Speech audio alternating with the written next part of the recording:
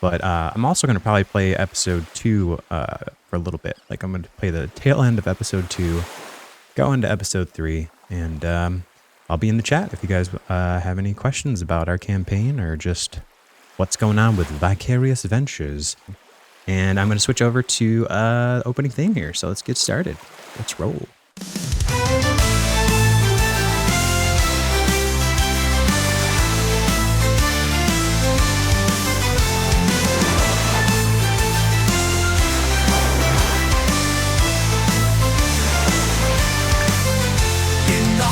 Waterdeep, where legends are told, our heroes rise so brave and so bold. With Tzarafar's cunning and Hurk's righteous might, they venture forth into the night.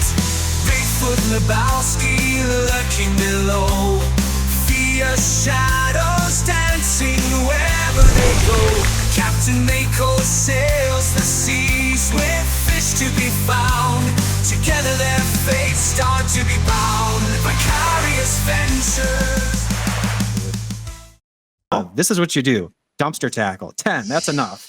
You notice that this dumpster normally, you know this dumpster well. It normally has a dent, a well-made groove in it that is well worn from many, many, many times when you've dumpster tackled people into this dumpster in particular. I've been trying to spell my name. Although strangely, when he hits it, you notice that it doesn't have that signature ping of the metal denting, more of a wooden like crunch. And as you do that, you notice that actually it's not made of metal at all. No. What? This particular dumpster is made of wood. It's made to look just like the dumpster that's actually right behind it. And in fact, there is a large creature that reaches out and grows a mouth and does an attack roll on this guy. It is in fact. There was a mimic. It's a mimic. Oh no! And the mimic looks like this. That's so creepy. Of course. That's why I was moving around. Gorgeous. So he goes and attacks this guy. His sticky tongue comes out and just sucks him right up into the dumpster. Okay. Really not sure if he's alive or dead. He's just in there now. Okay, so this is what my guy says. My guy says, "Yo, Durnan, trash is out." Trash is out. Okay, we're gonna stop right there, guys. You took out the trash. All right. That's what happens. Trash is Also out. where I'm gonna stop. Okay, and then with that, we're gonna end the night because it's 11 o'clock. This is with a new setup. This is when I switched to my new PC. So Ian is not present for this session. So the guy under Lebowski, he is never going to pop up because he couldn't make this session. So he was controlling the little halfling in the bottom called Digson, and Scott was controlling the halfling that just dumpster tackled that one dude. Anyways, that being said, let me get started with the episode here, and I'll do a quick intro on everybody really quick, since I forgot to do that, initially in these initial episodes here. But when the final version comes out on YouTube, it will have the intros for everybody. Everybody's got like a theme song. It's pretty cool. We're going to introduce our players. So I'm going to go from left to right. I'm going to start with Charles there, also known as Spicy Boy Charles. If you guys want to follow him, he's on Twitch. He's honestly, it's great having Charles on the stream because he's a real MVP. He knows what's up. He knows exactly what I'm looking for out of a player, man. He's just out of the box, ready to go. It's like pre-assembled, no assembly required, just ready to perform. Whereas some of our other players are just learning D&D for the first time, so which is fun because they don't know any of the meta stuff, which is great. They don't know what a mimic is, for example. All right, so we're going to start out with Hurk here. So formerly known as Master Charles, Spicy Boy Charles is piloting our half-orc Paladin of Vengeance, also known as Hurk Tradden. In the arena under dimly lit lights, Hurk the gladiator ready for the fight. With his ocarina playing his Yeah, we got tunes for these. We got intro songs. There's full versions of these songs if you guys ever want to hear them. We also have our trusty Lokatha Warlock, who is the little goldfish dude there, who Cade prefers not to. He prefers to be the mysterious guy, not have his. We have him on video, but we just choose not to show it for the air of mystery. He likes to be represented by his avatar, Mako Tsunami, who is a warlock of the fathomless, so of the sea. Captain Mako, the fearless fisherman, with his crew of sailors, on adventures they embark. And then we also have Fiahd, who is she's a shadow sorceress, but she has not been able to attend lately. I hope it's just kind of like, if you watch like Critical Role, I don't know if you guys have watched that show, and Pike is missing for the longest time. Everybody wants her back, and she finally makes a triumphant return. That's what we got going on with Fiahd right now. So hopefully she'll be able to join us back in. She is piloted by Barbara, and Barbara does great in these episodes. So I'm really hoping we can get her kind of back. I don't have a theme song for her though. So she's in the main theme. She's in the main theme song though, which is pretty hype. And we also have Scott, my buddy Scott there, who's controlling Tzarafar. He just goes by Za. He's a Czar, which is great because I think that's actually draconic for asshole. But Czar just means hole, so or ass. We looked up what asshole was in draconic, and that's what he wanted. So I was like, sure. Kobolds love holes, so we will be seeing him introduced shortly, and that is who Tzarafar is, and he is one of his many theme songs. It is a great name. And then we also have Ian, who's piloting our mysterious Lebowski, and we'll see what he is all about there. But I think if I play his theme song, it'll kind of give away the mystery of what his character's all about. Although it's in the intro, it's in our theme song. Actually, he has some custom artwork. He doesn't know this because he doesn't watch these streams. But I used his. He has some hand drawn artwork that he made for his character. That is great, but we never see it. But it is in the intro. If you watch, his character is kind of like a silhouette in the sewer, and then it changes like a puff of smoke. And for a brief moment, if you pause it, you'll see his artwork of his human appearance when he's using disguised self. It's quite clever, I must say so myself. So with that being said, without further ado, I'm going to roll the episode here so we can just continue on with our episode 3. Take it away, David of the past. So he took this tip jar, went do, made a break for it, right? And somebody's like, "Stop, thief!" And so we had our boy Haas spring into action, like some kind of tip jar avenger. Came by, went up, chased the dude down, and then right here tackles the dude into what appeared to be a dumpster, but in retrospect, after it clanged up against it there, turns out there was a mimic parked right in front of the actual dumpster. The actual dumpster is this one, right there, and it gobbled this guy up, sucked him in like a little pseudopod that sprang out and swallowed him up whole. And the guy was, holding that tip jar. So essentially, that's kind of where we're going to start off. Is like it's going to be the end of Haas's turn, and then we're going to go in the initiative order from there. All right. So Haas gets a quip, right? He gets to say a quip. Yep. So like so we're gonna begin now. It's you've just tackled that guy into the dumpster and he sucked him up whole. Looks like justice has been served. Ooh. To the dumpster. Taking out the trash. This fool. Thank you. I needed to say that. All right. Cool. So yeah, you've just ended your turn pretty much with that attack, but also you probably didn't expect that to happen, and no one else has seen this, mind you, because it's out. They can't see over the wall. But in your pocket, actually, you feel there's a little bulge. You have a little device that you've clipped onto you. It's it's on your collar. It's a little device. It's a little magical device. It's attuned to you. And it's capable of sending little messages out. It's actually capable of doing send message. And as your object interaction, you can use that to send a short message. It has to be 6 seconds or less. And you've already said justice has been served, so that's about 2 seconds of that. That's included in the message. Yeah. So it's this little device. It's like this little this cylindrical device that has like these little hexagonal patterns on it, and when you press it, it actually sends a message to the other little Avengers here. If you want to talk with Stro and Digson, so think about maybe when we come back to the top of the round, or if we do finish combat here, what you might do with that device. This little broadcasting device, if you will. Or you can try to say something. You could.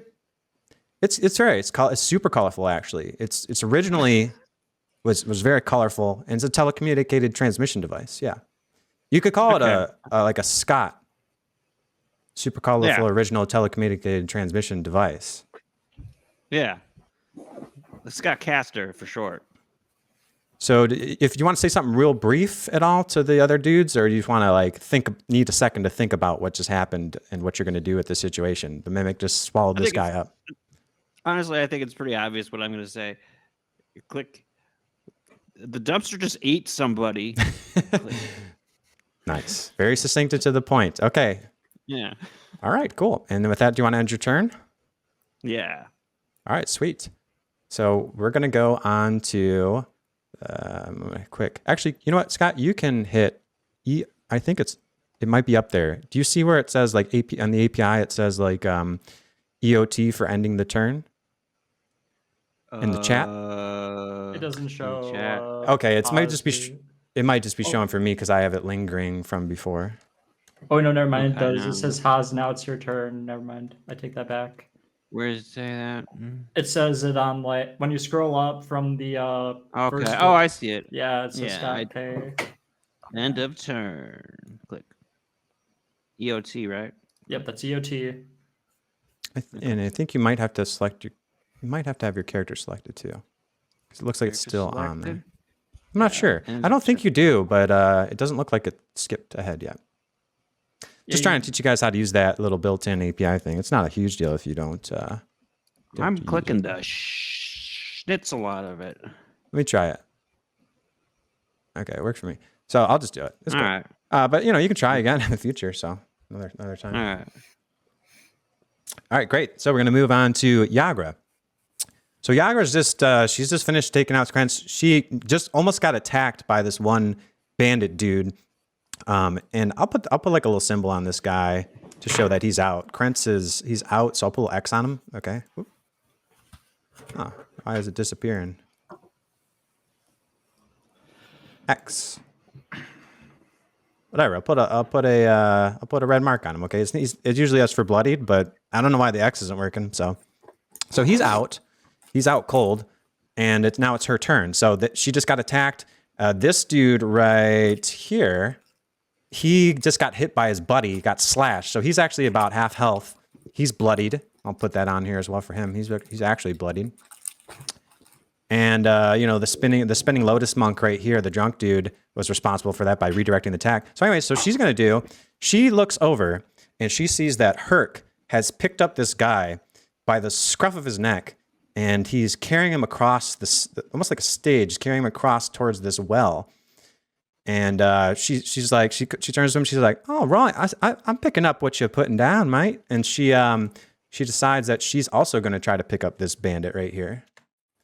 So, and remember, Hurk slammed down the payment in advance here. So this is paid delivery. This is expedited delivery. So she's going to try to grapple this bandit. So she's going to do... Whenever you try to grapple somebody, you use your strength or athletics. She's going to use strength because she's an NPC, so she need to use it that way. But strength. She rolls a 23. And I don't know what he's going to roll. But it's probably not good. You get him acrobatics. He rolls an 8, so he is grappled. And she's going to give him a good old headbutt. She can do extra attack. She has multi-attack, so she's going to attack again. And she's going to do an unarmed strike. Okay. And she gets a 6 plus 4 is 10. But she rolls a 12. And he has a 12 AC. So that does hit. And he takes 4 plus 4 damage. So that's 8 damage. So he is knocked out cold. And so she's going to, and you guys couldn't see his rolls, right? Yeah. The thing's messed up, by the way. For some reason, it's like overriding all my stuff on the rolls. So you can see some NPCs, but not other ones. So she's going to take him. She's going to take him for a ride. So she starts to walk him over using all of her movement. 1, 2, 3. And she has him right towards the edge of the plank. They're walking the plank right now. So she's picking him up. She's putting it down. And now at the same time, we're going to go back over to the next. So she's going to end her turn with that. She's ready to, she actually has her object interaction. She grabs the rope that's right here for the little winch for it has like, there's like a little platform, kind of like it's like a bucket shaped platform, like kind of like a little box you can load people up into or things. It's like big enough for like a barrel or two, to be loaded up with supplies or humans or whatever. And she grabs this thing and she's getting ready to it looks like she's like ready to shove this guy into the little winch here, like the little crane. All right. So then with that, we're going to move on to the next person, which is Fanfrey Dixon. And Ian had to step out. So we're going to just assume that he is really absorbed into his meal. He is, he got the message just now and he's like, and he's like, so he's got a mouthful of food and he's like, I'm sorry, what? And he hears like the dumpster just ate a dude and he's just totally confused. Then we're gonna move on to this. Can I do my impression for him for this round? Go ahead. Yeah.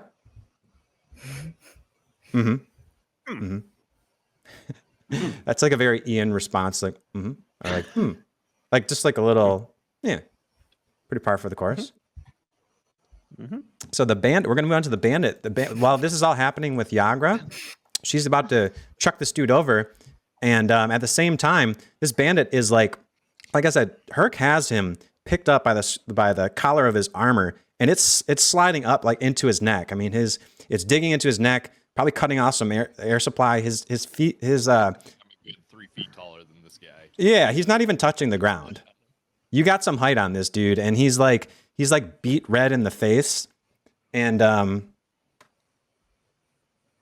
so he's beat red in the face. So he's like facing away from you. What's that? I said, the armor's probably pinching his beard hairs too. It's the worst, man. He's struggling, man. He's probably pretty close to passing out just from that alone. From you doing that move on him, like just passively, you're going to make him knock out. But you're on a mission here. But he is like panicking now. He saw his buddies getting like picked up, taken around, embarrassed. He saw his buddies take out their knives, so he actually takes out a rusty dagger himself, and he's facing away from you because you got him by the scruff of the neck, and so he's going to try to like turn around and hit you, even though he's grappled. When people are grappled, they can still attack. So he's going to try to hit you with his little attack here, and wow, yeah, you got 17, but is your armor 18? That would be with a shield. I don't think I'm technically carrying my shield right now, so that would hit. It's on your back. All right. Well, I mean, if you want to count I'd count it. Okay. I mean, yeah, it's cool. Yeah, just like your normal stuff. Yeah, as long as you got like you don't like set your shield aside. I don't know. It's like on your shoulder. So I'm gonna say he reaches around, tries to hit you, and he stabs right into your shield. Actually, so he's like trying to stab you, but it's like across your shoulder. So he goes to stab you in the shield, and you just kind of casually just glances off of your like it's nothing. Like, oh, that's cute. This guy's like a little kid struggling to fight, and that's going to use all of his action because he didn't try to escape out of it. So we'll go back to you, Hurk. What do you want to do with this guy? By the way, there's you got about what 4 squares till you get to 3 squares. You have enough movement to like get to the edge of that, but there is a barrel right there actually. But that barrel is like essentially it's like a trash barrel. It's about half full. It's got some discarded waste in there and whatnot from the night. It's not all the way full because it's partway through the evening. So I mean, you could push them into the barrel, I suppose, or you could go right here and try to walk the plank. You could try to go here. How tall is the wall around here? I was thinking about just tossing them over. Yeah, no, it's like so it would be difficult terrain to go through the barrel. So you would be one short of being able to reach it, like to be able to reach to throw them over. Well, you could try to shove them over it, but I don't think 1, 2. So yeah, it's up to you. You can either stuff them in the barrel, you can throw them over the edge, or you can try to walk towards Yagra. There is room on the plank for 2 people, so whatever you want to do.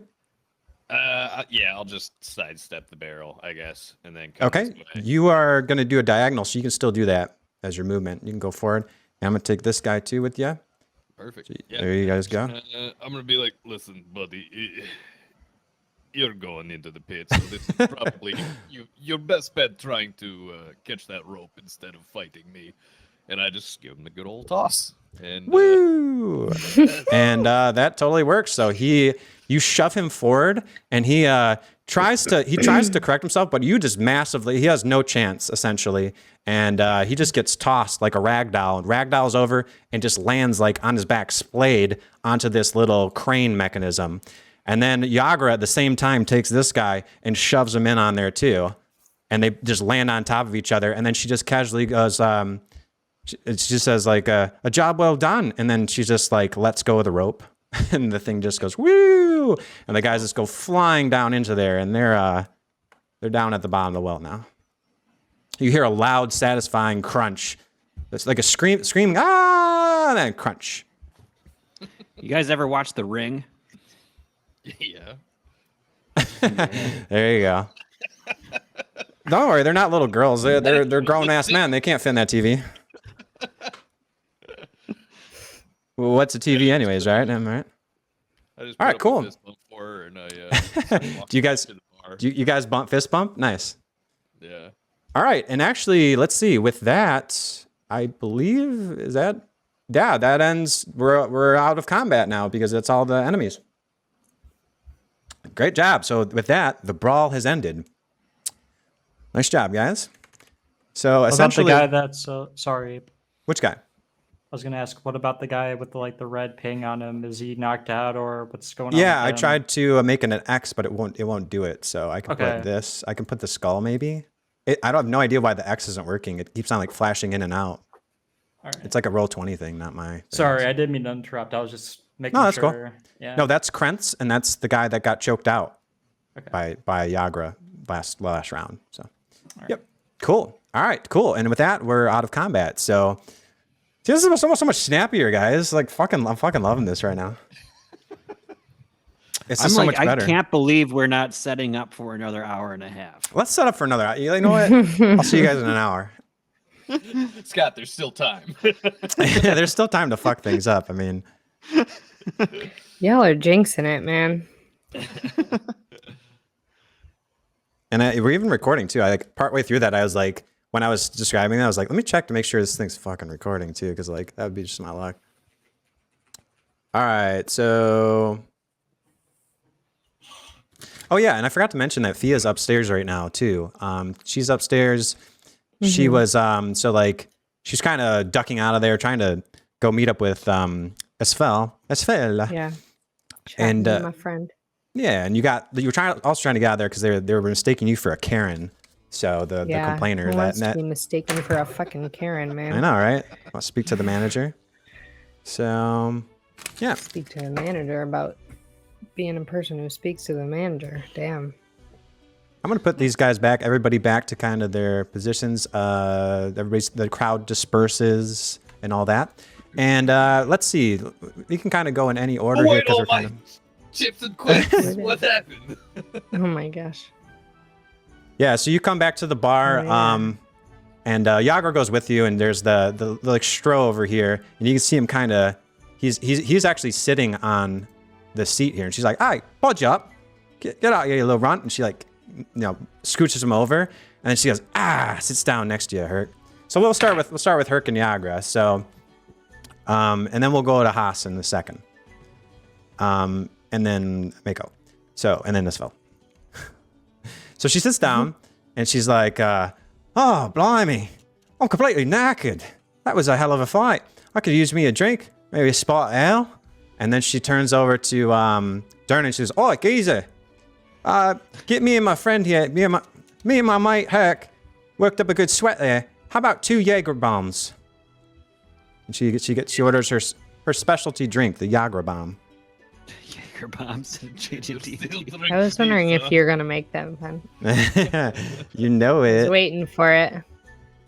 I love how she's like, oh man, that was a tough fight, even though she's the one that like frickin' started it. Yeah, I Yeah. know, right? You started it and absolutely dunked on 3 dudes. Right? Yeah, so she's like, I could use a spot ale. And then she's like, I think I need something a wee bit stronger. So she orders the Jaeger bombs, and you guys get the Jaeger bombs. She says, she tells you, she says, cheers. Cheers. Cheers back. And then she downs it. Do you also down it there, Hurk? Please describe to me what a Jaeger bomb is.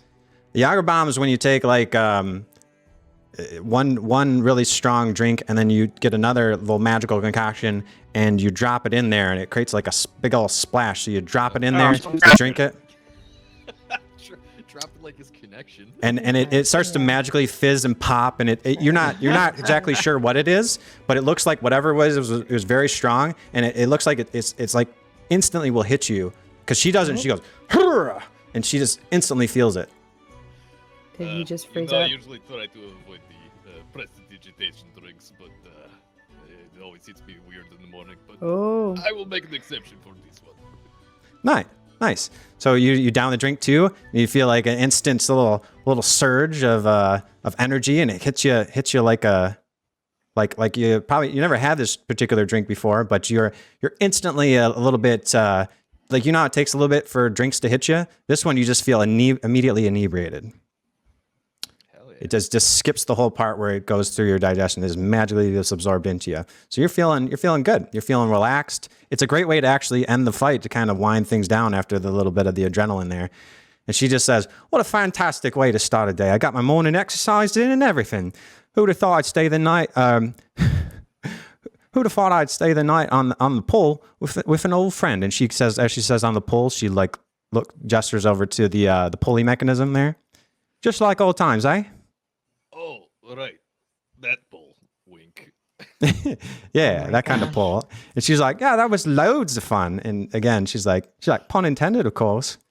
So she like loaded the guy up, and so she's like, "I'm Hank Marvin. I'm gonna get a little bit of something for myself here, but I'm gonna eat upstairs. I gotta go talk with Davil. You stay down here, love. I'll be right with you." And so she's like gonna basically go up to talk with Davil, but as she does that, she kind of like gives you a little pat on the forearm, and as she does, so she's like, I'll talk with you just a bit." And then so she taps you on the arm. She notices, she's like, "Oh, what's this then?" And she notices that you have that golden monocle on there, and she's like, "Oh, where'd you get something like that?" That was my exit trophy from the blood pits. I was gonna say, I want to get me one of those. Well, I don't suppose I can. You got that for what now? 10 years of fighting. 10 years. Kind of like stares off into the distance. Oh, could you say you got your 10 year in? Exactly. He's like, and then she turns to Geese, she sees that their reaction. She says to Danny, he's like, "Danny, one more." Another one for Herky. And so, and instantly Bonnie's already like ready. She already has one in her hand. She just like, it looks like she's been kind of waiting, and she just goes, "Doot," and just puts one down instantly. Almost like she knew she's going to ask for more than one. And so it's kind of, it's sitting there. It's prepped and ready to go, but you have to actually drop it in and do it yourself. It's part of the process. So yeah, Yagra is going to, she's going to go upstairs, unless there's anything that you want to say to her before she kind of goes to set your meeting up with. No, I just I watch her as she leaves. No, nice. Yeah. Watcher. You're one of those guys. And she's like, "I knew you were a watcher. Watch your back, mate." And she like kind of saunters off a little bit. So she's gonna go up. She's actually gonna go up with these guys over here. Yep, she's fast. So actually, she's up by gonna go join. You guys see kind of over here.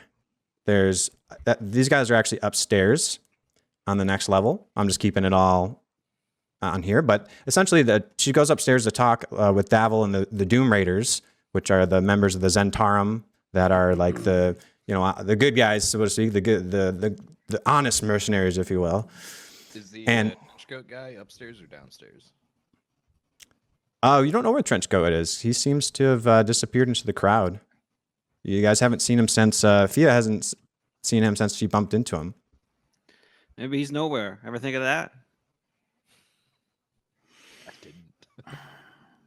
Nowhere or everywhere at the same time. Yeah. All right, so she heads upstairs. Oh, you know what? Actually, before she goes, when she patted you on the arm, she was asking about your monaco. She asks about that. She's like, she says, I recognize that monaco. That's one of All's things, isn't it? So she goes like, she's like, that's the mark of All. And then, yeah, she says that to you with the monacle. Oh, And- whore. That's what she said. I'm having. She's So like, oh yeah, she's like, that's what I said. Oh yeah, you're like the god of all. You're missing the H at the front. She's like, are you some Whore, like Hurk, like whore. right? Like when you say hello and hello all, or like it's Hurk. hello. She's looks like Gotta she really can't. hit the heck. She looks like she doesn't really register. But she essentially says, are you some kind of paladin now? Are you my knight in shining armor? I'll be anything you need me to be, Yagra. Nice. So she just kind of takes note that you are she didn't see that golden monacle on you last time, and she was asking about it because she thought it'd like look cool and stuff. But yeah, she's like, no, that's Can I just say, isn't it manacle? Is it manacle. Manacle? Manacle? Manacle? Manacle. Manacle. Manacle. Yep. Okay. So yep, There's probably a She US calls it English and a whore British not English whore, pronunciation. so, like, it's a manacle. anything's out the window here. What are you saying, Eric? I said she calls it or and not whore, so I think her. It's the god of all. pronunciation is, Yeah. all over the place. Yeah, she's like, oh, you're a follower of the god of all, are you? Nice. She's like, I like your style. She's like, yeah, that's what he used to wear when he used to come down. I know All. Everybody knows about All, the god of justice and all that. He wears a golden manacle on his arm. On his arm, yeah. Everyone knows. I used to when I was just a wee lass, just a wee bonny lass. My mom used to tell me about it. I'm not quizzing you here. It's fine. So she's she seems to recognize it. That it's basically like essentially the god of horror. He actually is known for his avatar. When he comes to Earth, he wears a bracer, like these bracers that's like his magical item. So she sees the connection there before she leaves, and she's like, huh. And so she didn't know that about you last time. That you're now you like swore an oath to the god of horror. Whore? Whores. Yes. Whore house. And then she heads Someone up there. spell that for me? Herc, you want to take this? HOA. H. Oh, okay. She goes, right you are. Bob's your uncle. God of all. And then she still doesn't get it. Yeah. But she goes upstairs, yeah. I've been thinking this conversation was about a whole different thing. Yeah, she's over here talking about jumping on the pole and talking about oars. No, on the pole. On the P-U-L-L. Uh-huh. Sure. You know when you're on the pole? It's a British phrase for when you go out and you're trying to hook yourself a man. We need both subtitles and a dictionary for this character.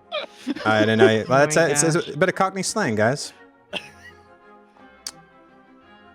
It doesn't exactly like you're gonna sling one up in her, Jeez. You're on the Wow. pole. You go on the pole. That's what you call it when you go out on the night and you're trying to have a good time. Party it up, man. And that's essentially what it was for you guys. You guys put them on the pulley. All right, so Pole and taking the piss. yeah, she's just taking the piss out of you, mate. No worries. So she's you go. Yeah, you can. Yeah. so now we're gonna go. I'm gonna move my viewpoint over here. We're gonna go over to Haas. With that being resolved, so Haas, you're standing outside there, kind of dumbstruck a little bit that your awesome plan has now been kind of like gobbled up by a dumpster. Well, I mean, how good can a plan go? You Oh, plan that happened for it to go a certain amount of good, and then it goes more good. Is it better that it got gobbled up? Does that?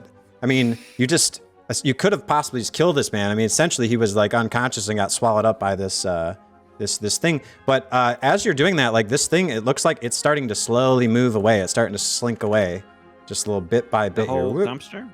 Oh yeah, it can move. So That's cool. so like, but it looks like it's digesting. It looks pretty content, like, but it's kind of slowly. It's like almost like going for a stroll, which is very slow for the dumpster.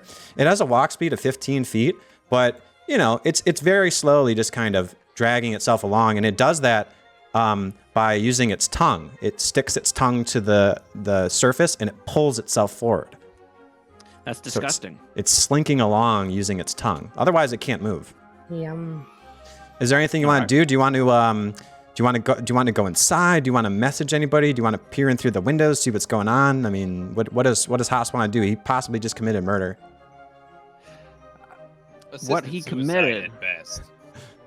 What he committed was a job well done, and he's going to go to the bar and get a well-earned drink. Thank you. Okay, you can certainly do that. You're gonna go inside and just act like nothing happened. David's like, ah, I mean- shit, the plot hook MacGuffin was in his pocket the whole time, and they're just letting him walk down the street. So you guys, I'm not- so you also Haas realizes that when the tip jar bandit got gobbled up, he had that little kung fu grip on the jar. He's gonna come back in without the jar. So I mean, your choice. Like the thing is actually slinking away, and that tip jar is in this dumpster He's now. got the tip jar? The tip jar was in the guy's hand, and he gobbled the guy up. So now the guy and the tip. I'm just gonna make this guy disappear. He's Good point. yeah. So that tip, you're coming in empty-handed now. So I mean, sure, you tackled the guy in the dumpster, but yeah, up to you if you want to. Okay, how about this? We're gonna go back onto the Scott casts real quick. I'm gonna say Okay, you're on the Scott cast device. I'm gonna use the first 3 seconds of my message to say, "Oops." You can use this thing. And then You can use it for. It was just in combat. You had 6 seconds. You can say longer form stuff on there. It just can't be. You have to be within range of like 100 feet to use it. It has limited use through walls and stuff, but if it's too far away, it's bad signal. Okay. Oops. We need to do a quick value cost benefit here. This dumpster ate a problem, and he ate about, I don't know, what was it, $20 in tips? I don't know. How much was in that jug? Give or take, it didn't look like there was much in there. Really, is this some loose change? There was like Right. there was about 6 coppers and a couple of silver pieces. No gold. Okay. All right. So It looked like some there's some bits and bobs in there as well from people just like throwing shit in there. So he's gonna message fan favorite Dixon because he's kind of like the group leader here, and he's gonna be like, what do you think? Should we go after this somehow, or let it be? Maybe there was never any jar. Maybe there was never any person. Maybe we just forget everything. So like I imagine that Digson's probably like, well, how fast is this thing? Like, can it move? Is it just sitting there? Its tongue is surprisingly supple. Ugh. He's like so Dixon's like, Stroh's like, should I you want me out there? I can be out there. How about you? Yeah, come and take a look. Let's take a look at So least. Stroh's about there's a window right here. And so like Stroh knows to it's like blurred a little bit, but he can see that where you are just from that. And he knows where the dumpster is. So he's going to he has a beer in his hand, which is important because he actually has a special ability that whenever he's around booze, he can teleport. It's a little thing he likes to call a misty step. That's weird. No, Missy And so- stepping. Yep. So Stroh actually is going to teleport right out there with you. Oops. He actually teleports onto the dumpster. So he's right there, and he instantly teleports in the dumpster and hits his head. Ah! And he's like, man, what the hell? He's like, so his head's spinning because you guys have been drinking this whole time, and now he just like teleported right into this dumpster. And he's like, oh, you're right. Ah. It's attacking me. Good boost. Oh God, why did you? Let me know, man. Straw, man, that's the wrong dumpster. Wrong dumpster. Wrong. That's What do you mean the wrong one I'm talking dumpster? about is He's the one kind of that's moving. looking around. He's like, Oh, is it gone already? He looks over and this thing is, again, just slowly slinking away. Yeah, that thing. Yeah, like, do you think we should do something about that? Should we say the guy got away? Should we? Punch me in the face. Stro, just punch me in the face. Make it look Without real. hesitation, Stro punches you in the face without, like, as a room is ready to action, instantly. It's a pretty good one too. So he's gonna take. We're gonna do an attack roll. What is your AC, anyways? You got 10. All right. He's gonna try to do an unarmed strike on you, All right. which is. I don't think I gave him a. I'll use a proxy here. I'll give somebody's got to have a decent one. I'll give a commoner's level of strike, unarmed strike. Here we go. Yeah, it's an 11, so it does hit. You have a 10, and for 1 damage. Okay. So you take 1 point of bludgeoning. So you're at 3 out of 4 HP. Okay. And you got a That looks good. nice convincing mark on there. So, and you still have your mic on. So Dixon hears this and he's like, just starts shaking his head. He's hearing this. So he hears the clang of the dumpster as the guy hits his face on the dumpster. He hears, punch me. Ugh. And he's just like, and he just starts to kind of make his way back over to you guys. So he's getting Let's go close. back to the bar and just say the guy got away. Now Dixon's with her. He's like, guys, what's going on here? The guy got away. He's like, what happened to your face?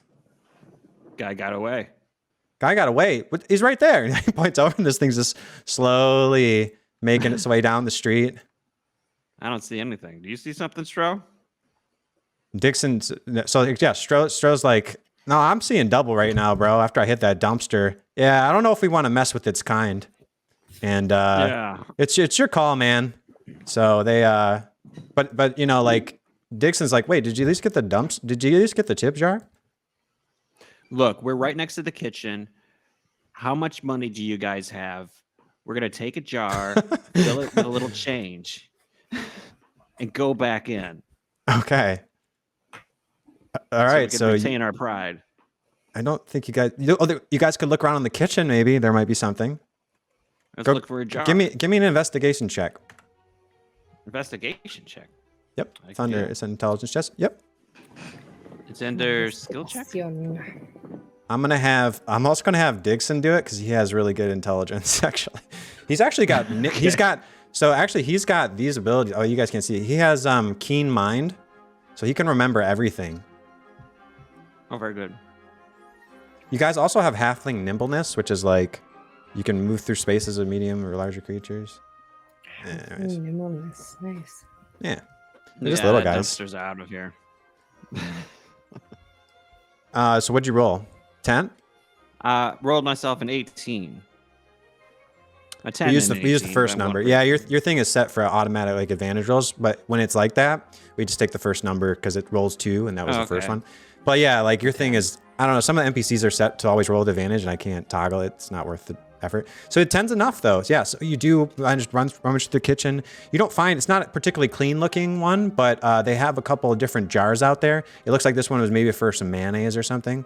And you just kind of quickly wash that out, and you can stick your money in there if you want. Okay, let's stick a couple bucks in there. So you guys Everyone contribute. slowly count out. You're kind of drunkenly stumbling, like Stro goes to pull some shit out, and some stuff falls on the floor, and he's like, and he kind of just throws some stuff in there. You're not sure how much money's in there, but it looks convincing enough. Okay, now let's go back to the old barkeep and claim our reward of more beer. There you go. So you guys come back in. Oh, I got you actually. Whoops. Yep. Yeah, there you go. And now you guys go back. You guys want to go back to your spot, or you want to go, like, you can go over here, you can go here, anywhere you want. The rest of the boar is still over here. The quippers and chips are now cold, but they're guarded by Hurk. In front of the barkeep, right? Sorry, your audio got distorted. What'd you say?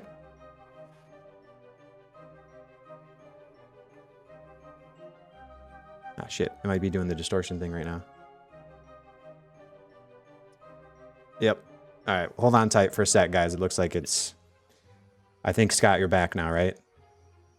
Go ahead and say something. Am I good? Yep, you're good. Yeah, I did that thing I did with trying to Barbara say earlier. some things. You sound fine to me.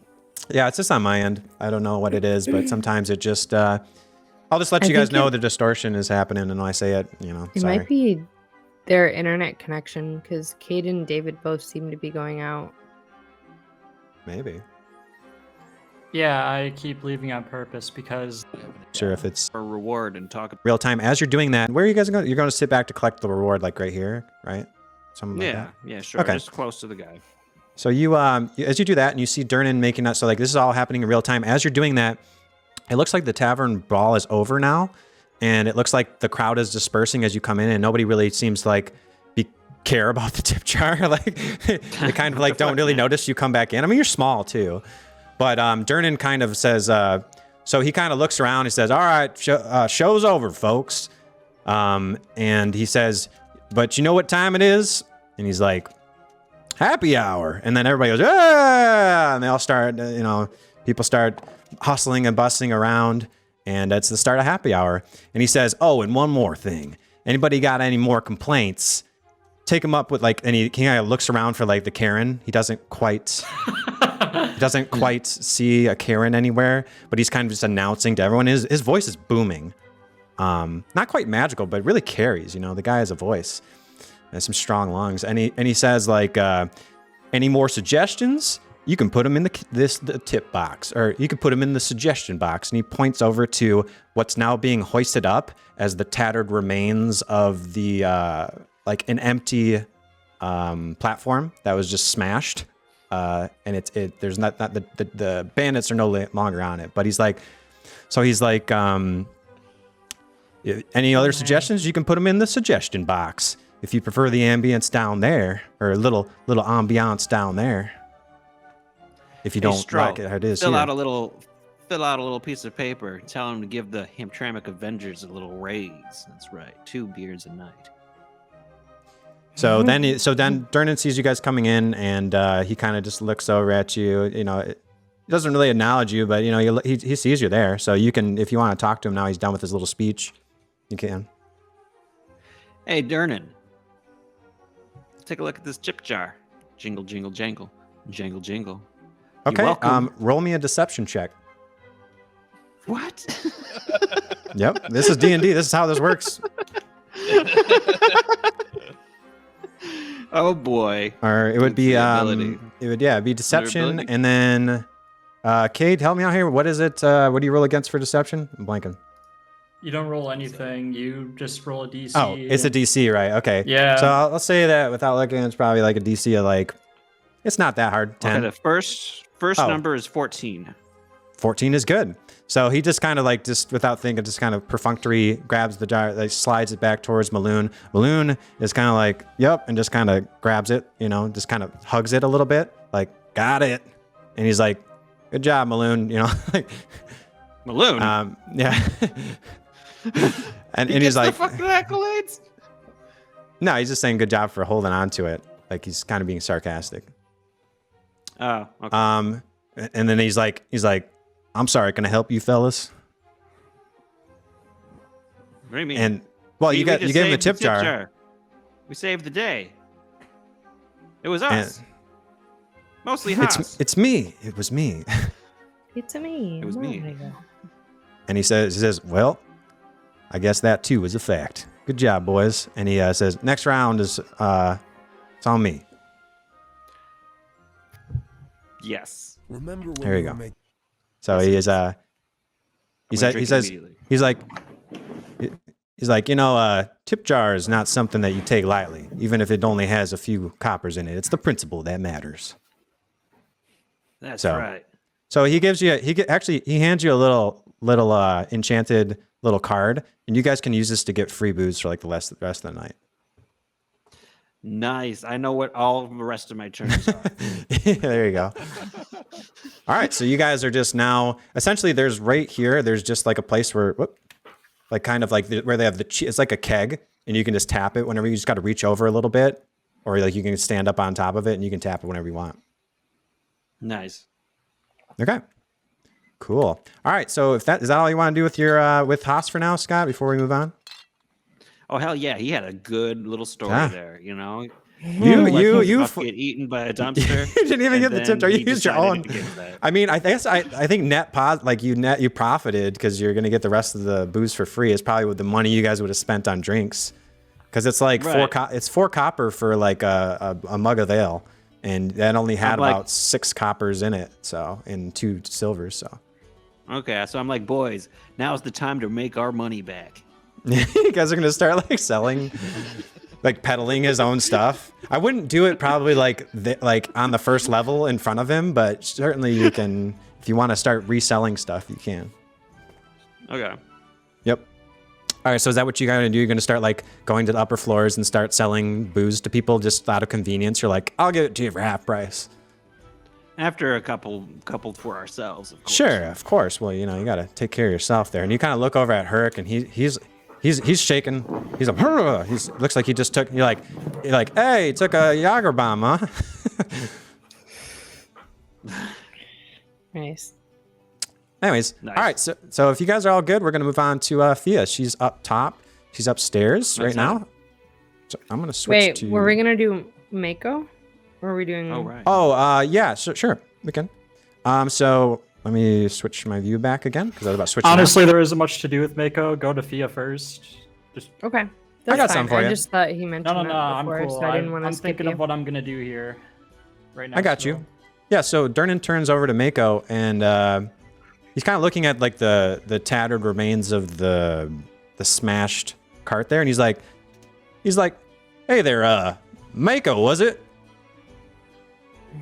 Yes. What do you need, Durnan? So it must be pretty loud in there. So he's like, yeah, you can clearly hear your response. And he's like, come on over here, son. Mako goes over there. So you kind of lean over there, and he's like, you look like you got a strong set of fisherman hands. Think you can repair that for me? Are you good with rope? Yes, I am. I'm very good with rope, sir. All right, tell you what. I'll owe you a favor. You go repair that for me. We got other people who might want to use the lift. So why don't you see what you can do over there? Can you ping the lift? I'll put my It character is there. right over here. Sounds good. And yep, so there's actually, you just can go right onto the platform here. I cannot go to the platform there. You get close enough. Yep. Hey, I quick can question get you. for you. There you go. What's up? Is Kurtz dead, or did she just knock him out? Krentz is, oh yeah. So Yeah, is this guy like... yeah, so that guy is unconscious, and everybody's just kind of like casually moving around. Nobody seems to like give a shit about him, really. It's kind of like he's just there. But you do see that. Let's see, who can clean this up? Oh, and he's like, oh, and sorry, somebody clean up that mess while Mako's moving over. And one of the burly, we'll have the druid here, the druid monk, comes over, casually tosses him over his shoulder, and then they move out, and he also tosses him into the real trash this time. And he kind of looks around. The druid, actually, the druid's out here, right? So the druid kind of just looks over and sees like there's some dragging marks that look like they're kind of going this way and then a little bit like that way. Come on. And he's like, huh. And I'm going to give him let's see what his passive percent. Well, yeah, it wouldn't be a passive. It'd be an investigation check. Let's give him a little investigation check here. He rolled, let's see, skill check. Investigation. Rolls a 3. Doesn't think anything of it. Huh. And he kind of goes back inside. Nice. Okay. And now that takes care of that. Taking out the trash. So now, Avengers has that Looney Tunes invincibility. hell yeah. I'm sure if you guys were going to fall, you'd probably go whoop, whoop, whoop, whoop, whoop before you'd probably hang in the air for a little bit. Mm-hmm. All right, cool. So, Mako, you walk over and you kind of invest, you kind of look at this, and you've seen worse repairing ships and stuff like that. And you are, in fact, pretty good with rope and repairing wooden things. So go ahead and give me like, we're going to try to do, let's see, we need, that would be animal handling. What would be a check for your rope, you think? Like your rope handling skills. I Survival. sleight of hand. Duh. Yeah. So give me a okay. sleight of hand with a. Do you have advantage? Don't you have some kind of advantage with rope? No, I just have a bonus proficiency of +2. +2 whenever you're handling rope, Yeah, right? there's an extra proficiency, so it'd be +4 added on. Okay, so give me a roll for sleight of hand +4. Well, hold on, wait, what is my?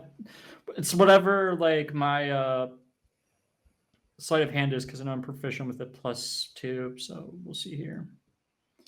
Yeah, I thought you said you're gonna. Oh, you got a 20. You got a 20. Yep. So +2, so that would be 22. great. So you get to work on that. It's going to take you like it'll probably just take you a few minutes. Probably would take someone else several hours to repair it, but you're pretty quick with it and you repair. And Durnan kind of like he's still working and stuff, but he kind of looks over it and he goes, "Huh, that kid's got some skill." Before all this, He's like, by the way, I go snap my fingers to end the Karen from speaking. Does that last an hour or something? No, I have to dismiss it. It lasts infinitely. It will last until I dismiss it or cast the spell again. Yeah. Okay, sure. All right, you just spell it. Yeah. So I dispelled it before doing all this. Is that okay to say? Sure. Well, yeah. 'cause I So was gonna do that. Yeah, he just kind of looks around for at you. He looks around for the Karen too, and he's like, "Tell you what, son, that woman comes back, I might need a noose. Tell you what." Oh yeah, definitely, Durnan. Yes, definitely, yes. He has Durnan has a very dark sense of humor, but you don't seem to like notice how dark it really was. The joke he just told. Okay, Definitely. Cool. He's like, if you can slip a knot, we might have some stuff like we might need some extra ropes run. So you think you can run a double line there? You know how to run a double line? And he just says like it's like a shipbuilding term, you know, like yes, I do. You know how to do a double over underline, son? Any fisherman worth their salt knows how to do a double line, Durnan. Like, I proudly say and smile. He's like, all right, I believe you, but just don't fall down that well. You might not like what you find down there. I would give him a curious look and shrug and say, okay, and get on to it. You're in your element right now. You're just, Yeah, I mean, in my element. you're finally, this is the first time that Mako has probably felt at home when he's working on the rope and working on this. He actually quite likes it here now. I think you quite like the Yawning Portal because you didn't realize there are so many cool rope and wood related activities for you to do. It's just like you're back on a ship. Yeah. Cool. All right. Is there anything else Mako would like to do while he's working on that? Well, I would like to scan the room a little bit, and What are you looking for? I'm kind of looking for right now, like any tough-looking, helpful people. You know, like I'm kind of eyeing Hurk a little bit, seeing the stunt he pulled. Kind of was thinking about the woman and my goal, essentially. You know, of what I'm looking for. So I would like to look at Hurk and kind of size him up some more. Yeah, as you look around the room too, you see there's a lot of different. There's some commoners. There's obviously the bouncers, the monks that look pretty tough. They're very strong and they'll probably be able to help you out. You know, Maloon is very strong, but he's very inebriated right now. And you look at Hurk and you see that you've just seen the display of his strength as he just picked that guy up like a child, throwing a tantrum and carried him and put him in his room. So yeah, you can just tell he's very, very capable guy. So probably when you're done finishing with the rope, if you wanted to, you could. It looks like he's just, as you look over him, you see the Yagra's leaving, and Hurk's kind of just staring at another one of those Jaeger bombs, and it's kind of just like, Yeah, I think I'm gonna talk to that guy once I'm done finishing this job right here. Okay, do you guys want to do that now, or do you want to cut over to Fiahd? We can cut over to put me over there and sit me down, and then we'll cut over to Fiahd. Sounds great. Let's leave you here for right now. We're by the edge of the well, just because I like that. And then we'll cut. Foreshadowing. If I've heard. No, bro. There's a shadow right there.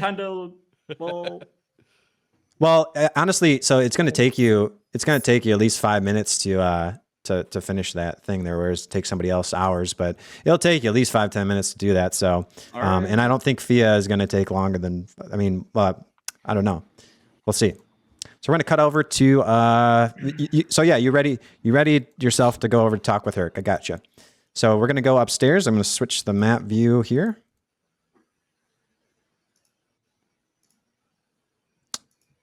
And we are now on the second floor. And we're gonna cut back to you. So you guys saw, do you have any reaction to kind of what happened down below there, Fiahd, with you and Isfel? You guys can see down a bit. You actually saw, you can see this. Like you can't see anything, but you saw Hurk and Yagra walk over and just chuck these dudes. And you heard the screams from the balcony. You probably heard Karen too. I was gonna say, I'm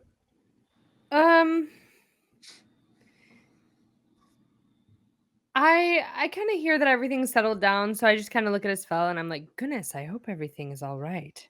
Looks Okay. like she can hold her own. Yeah, that guy doesn't. And then and Isfel kind of, she like playfully kind of goes, ooh, and kind of peers over the wall. And she's like, yeah, I don't think he's feeling so well. Pun intended. And then she kind of just like leans back away from the balcony. Da, da, da, da, da. She's like, oh, come, let's talk. You said that when I was by that, I couldn't see the Karen, right? I just Correct. kind of noticed that there Right, was like there were yeah. people looking there. Yeah, when you were here, you noticed that Durnan was almost addressing you as the Karen because she was like right next to you. Yeah. Did his spell notice that?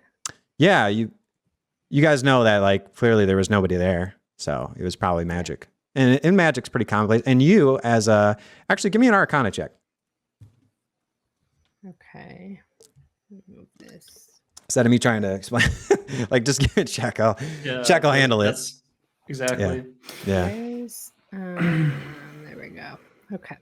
Oh wait. Which one is it? Where's my thing? Oh, there it is. It was minimized. Okay. Sorry, remembering everything. That's all right. It gives me time to look at my notes and stuff. Anytime you guys are stalling, it's cool, man. Anytime I'm not talking, I can actually check, look stuff up. You roll a 12. That's yeah, easily you can tell that that was an illusion. You can't. She has to, if she's trying to figure that out, that would be an investigation DC. It says so in the spell. Yeah, she's a pretty investigation. Yeah, she just noticed it. She knows what it is. In conclusion, guys, she just knows what it is. So yeah, I gotta put my phone on do not disturb. Sorry. She rolled a good enough check there too. I mean, she didn't even need to do the check. It's just what level she rolled at. So yeah, like yeah, you could. I mean, if you want to, you can roll an investigation check, and if you roll really well, you can probably tell where it came from and stuff. It'd be against a 14 DC because that's the spell. You roll a 6, so you can't tell where it's from, but you definitely know it's an illusion, and that you can conclude logically that's what it was. Right. Okay. So yep. Okay, so I turn to her and I say something like, let's see.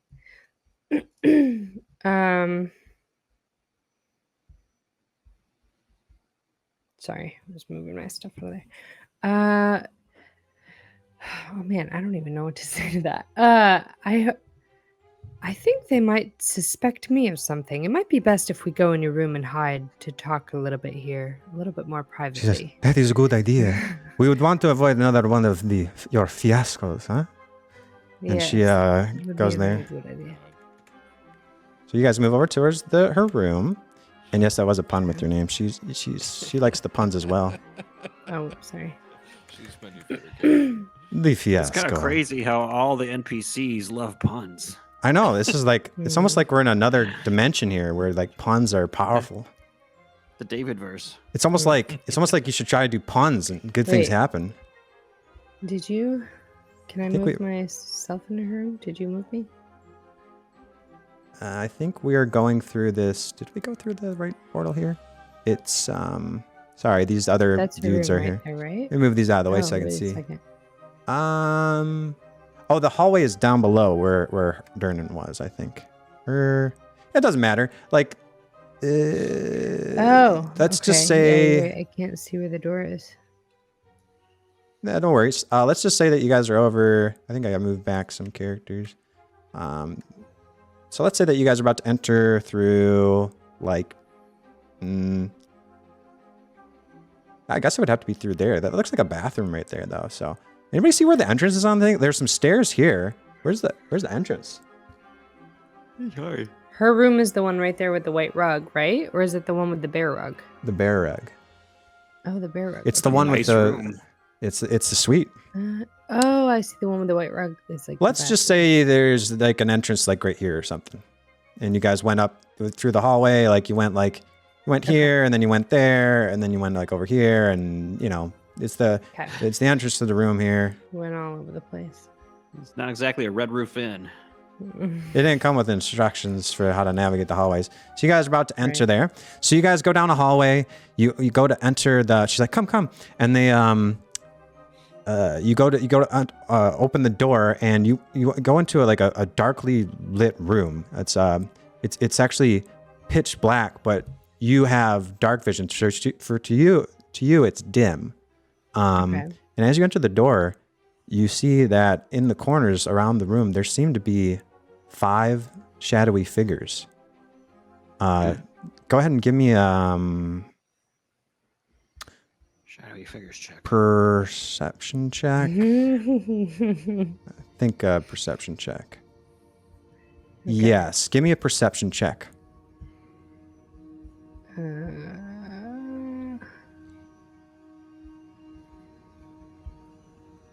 22. So with your dark vision, you can see that there's the clear outlines of 5 men, and there seem to be, they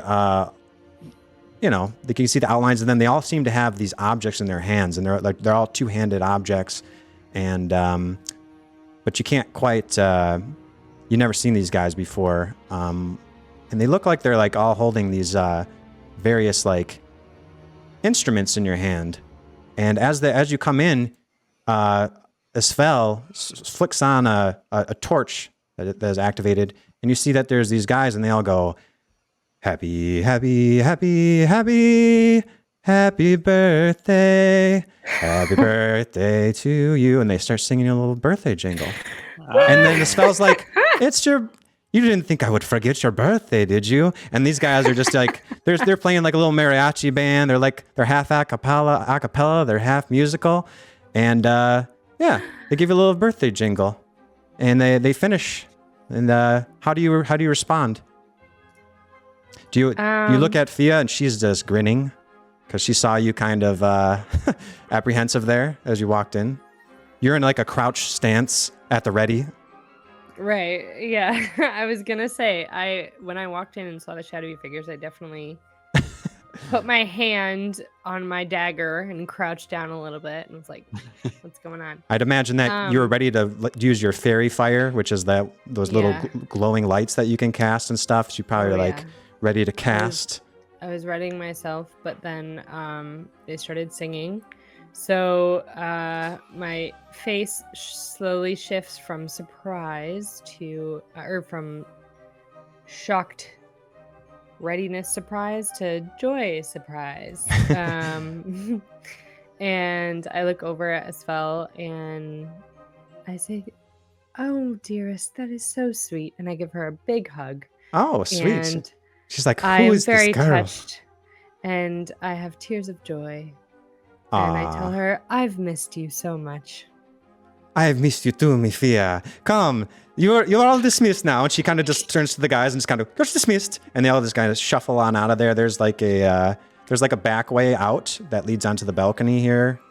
And they just take that and they start shuffling out. They're all wearing your house colors and stuff like that. It seems like she took several of the house staff and and signed them up for this particular occasion. So sweet. Yeah, she's like, I did not forget about you, but you only visit me 2 or 3 times in 10 years. I mean, you sent letters, but I thought you forgot about me. And she's like, I had to give you a hard time for not communicating with your bestie.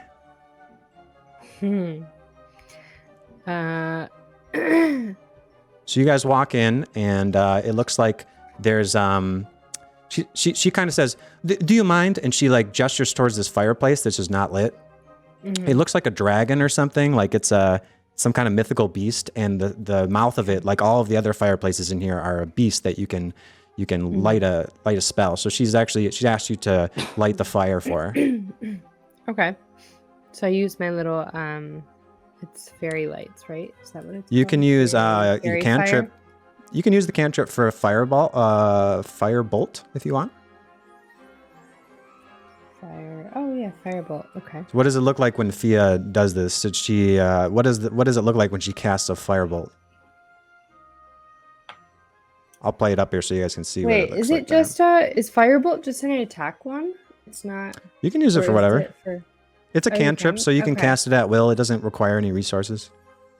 Okay. It's like an easy spell for you. It's like nothing. So firebolt, I extend my arm in a more firm, direct hit and shoot it directly out of my palm like that. Okay. It also requires a verbal component. So do Oh, you say like does a it? little incantation or something? Or is there like a certain word that you say, like Igni Kai or like Fuego or Chakaris or something like that? Or is there something you say? I say, I say, Whatever you want. Dame el fuego de mi diosa. Ooh. God damn. And Like that thing, it with a flourish, it lights itself. Almost like the flames dance around gracefully as it swirls up into a roaring fire instantly. Mm-hmm. She's like, come. That's not all I have for you. And she says, she's like, I am so sorry I shocked you, but you have to understand, I have to give you shit from time to time, yes? And she says, but I'll make it up to you. So come, look at this. And she says, so actually, you guys are going to go over here. There's like a little bed over there. Okay. So you guys are not bed. Whoa. You guys are related. I mean, there's a bed there, but I was like, no, alright. there's, the sofa. Girl sleepover. Woo! Girls' night. So you want to join her on the, do you want to stand there? Or are you comfortable? Do you want to go sit next to her, or you want to stay where you are?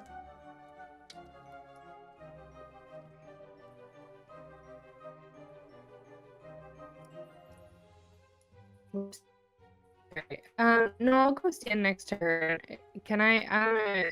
You can move that well. Said something giving me shit. So, I just want to be like, I'm so sorry that I haven't been a better friend to you and kept.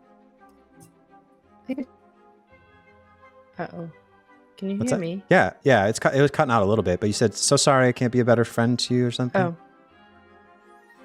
Oh yeah. Sorry. Esfel, I'm so sorry I haven't been a better friend to you. I have been caught up in all of my missions searching for my father and the heirloom. Ah, yes, the heirloom. We'll get to I that. promise I'll make it up to you. Sorry. Go She says, you always do. And she like takes both of your hands, cups both of her hands around your hand. She says, think nothing of it. Sit next to me. You're like a sister to me. And then so you sit down next to her here. And she says, I have a little something for you for your birthday. And she kind of pulls out from on one of the cushions. There's a small package that says like it's wrapped in very fine linens. Not quite birthday wrap paper. She hands it to you. You take it. You can do an investigation check if you want, or you just open it up. Doesn't really matter. I mean, I'll just open it. so you open it up, you unravel it, and it looks to be some sort of like, it looks like almost like a wallet that kind of flips open. And you say, and you ask her, what is this? And she's like, Okay. oh, I'll tell you what this is. It is a special item. The pages are blank, but when you open it up, it will, once per day, it will fool them into thinking you are whoever you say you are. I call it psychic paper. Wait, can you say that again? It'll tell you what? You use it Did you as a just badge. reference Doctor Who? I do not, Doctor Who? Is this a Doctor Who thing? What is a Doctor Who? I am telling you, this is not, no, it is not, it is like this doctor, yes. But actually, you show it to someone like an ID, and whoever it is, they will get fooled. They will think, ah, yes, you are that person. I do not need this thing, but for you, you are in the shadows, yes? So you use this. You like. Phil, oh my goodness. always wanted something like this. I've heard tell of a great doctor who used to use many, many ages ago. She's like, What I a think, lovely gift. Thank you so much. de nada. You know, I think you will need this for your upcoming thing. I have a special, that brings me to my next point. I have a special mission for you. It's very important. But first, before I get there, let me tell you something. I told you that I know where the item is, but I will tell you here. And she also whips out. She has like to the side, like on the table here. She has like a bunch of notes. It looks like strewn about the table. There seems to be like a painting. There seems to be some documents, some records. She's like, here, come, look at this. And so she hands over to you what looks to be. It's a. Yes. She hands you a portrait, and she says, look at this. And you look at this portrait, and there seems to be, it's like a family portrait, actually. And it's very nicely done. It's, it's drawn it's like an oil painting. Looks very well done. But the first thing you notice about this is that it's a family of 3, and the father, there's a father, his wife, and their son. And the guy has his head, it almost looks like somebody's taken a dagger and just kind of dragging it across the guy's face and slid it out. And as you kind of grab onto the fabric of it, you kind of pull it back, and it completes the picture. And you instantly recognize this guy. This guy is Dagalt Neverember. He's the former Open Lord of Waterdeep. The Open Lord is the one who runs the city, essentially. He's the highest office. But you know that like he was cast out of office a few years ago. It was found out that he was embezzling funds from the city, and the masked lords, which are the hidden lords, kind of like almost like the senators. They're kind of like, they cast him out by unanimous vote, and they expelled him from the city. So you see that it's him. He's a tall man. He's got he's like dirty blonde hair, very steel gray eyes. He's even glaring at the guy as he draws the picture. Very stern face, hawkish features, very sharp. And then next to him, his wife is a beautiful redheaded woman. She looks very lovely. She's smiling. She's got rosy cheeks. And then beneath them is their son, who also has a long red hair. And he's beaming, and he's kind of like, looking at the camera. It's not a camera, but he's looking at the guy as they paint. It's a lovely family portrait, but it looks like no one's made any real effort, even though if they could have used like a mend spell to like fix the portrait. It doesn't look like any attempt had been made at repairing this portrait. She's like, so Fiahd, she gives this to you, and she says, yes, this is the Neverember family, but look at the wife, and her name is something. Azalea or something? I'll fix it in post. She's like, look, it's so-and-so. And she's like, look at the lady Neverember in the picture. And as she does, she points towards the neck. And she sees, look, doesn't that not look exactly like what is described in the records? It is the necklace, is it not? Yes? And she asked you to look at it, and she wants your opinion. And as you look at it, it looks like a very ornate necklace. It's got like a weaving pattern on it, kind of like a crossing double helix that goes around her. It's very flattering, and it's adorned. It kind of has like a blue, sapphire blue kind of gem embedded within it, and several small other little gems in it. And she asked you, she's like, this is it, is it not? Oh. Does Fiahd know what it looks like? So Fiahd and you guys have been looking for this particular item. It's in you guys, the Rosznar family, Rosznar. You have a gem like business, and they appraise all sorts of gems and stuff like that. But going back even 100 years ago, there was a record of this in the family. And based off of those old records, you guys know that this is, in fact, it looks pretty close. It looks like it could be possibly that item. Okay.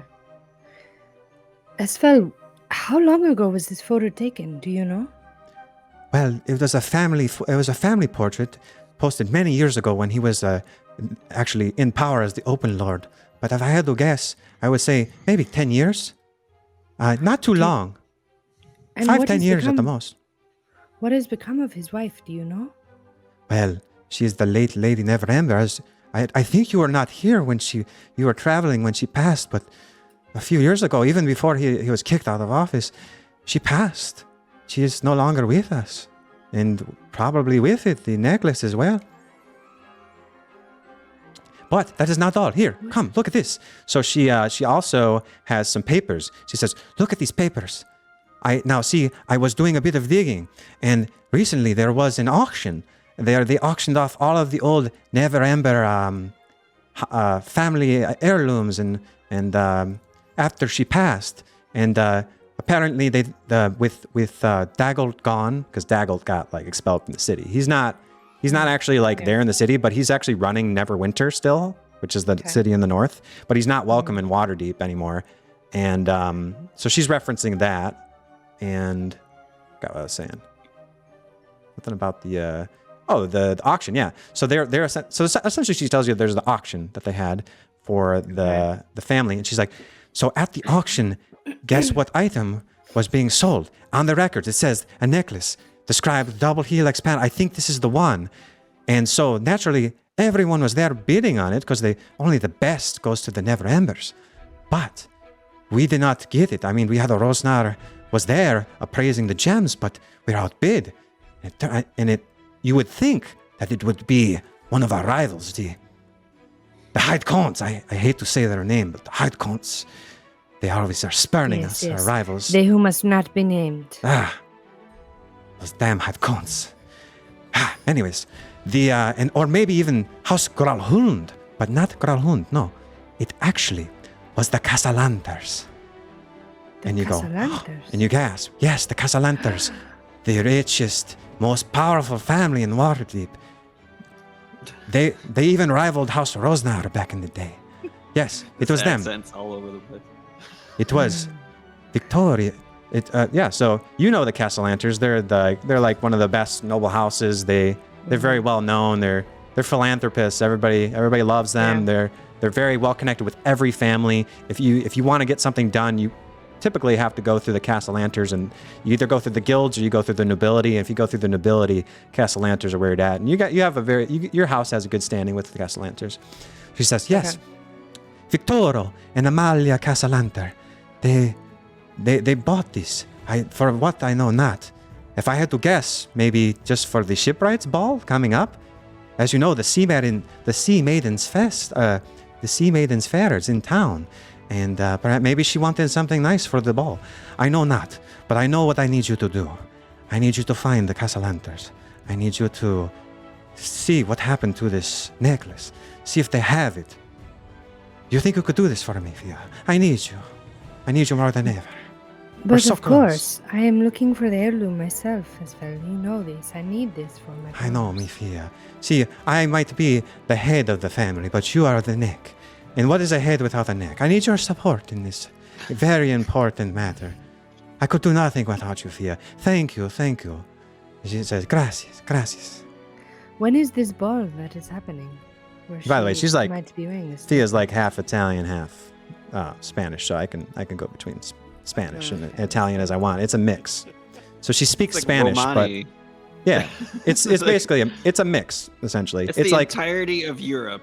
It's essentially the Italian kind of accent, but they mix in with Spanish words. Yeah, mostly because David does not speak Italian, but I can speak a little Spanish.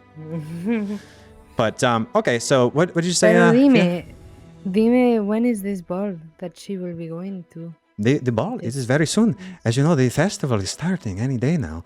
And all of these people are pouring into the city. Wow. There's a lot of commotion going on. So I need you to, I don't care if you have to do it through, capture them with kindness, or if you have to infiltrate them. I need you to find out what's going on with the Casalanters. Only you can do it. Operating in the shadows if you must. But diplomacy is always a good option to start.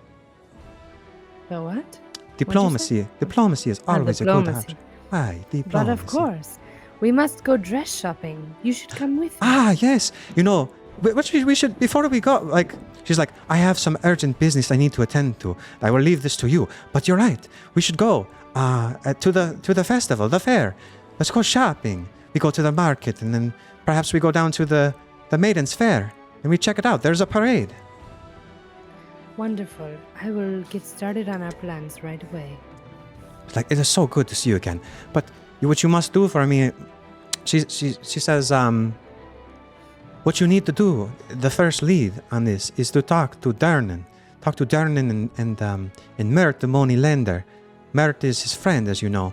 But what you might not know, and she leans in close to you and whispers, and she's like, is that they are both masked lords themselves. And you know that Lords? a masked lord. So you know that the masked lords are the secret rulers of Waterdeep. They run things. Nobody knows who is a masked lord. It's all kept in secret.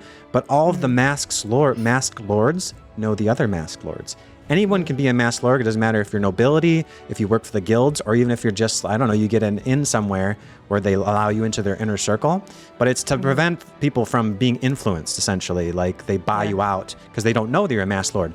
But if you want to, the Castellanters are most likely masked lords because they're the most important nobility. So clearly, everyone assumes they're a masked lord, so they know to kiss their booty because they're clearly like a masked lord. But she wants you essentially to talk to Dernan or Mert, the moneylender. But you know Dernan is downstairs right now, and ask them. And she says that he is actually a masked lord as well. And she said you should talk to him because he might know how to set up with them.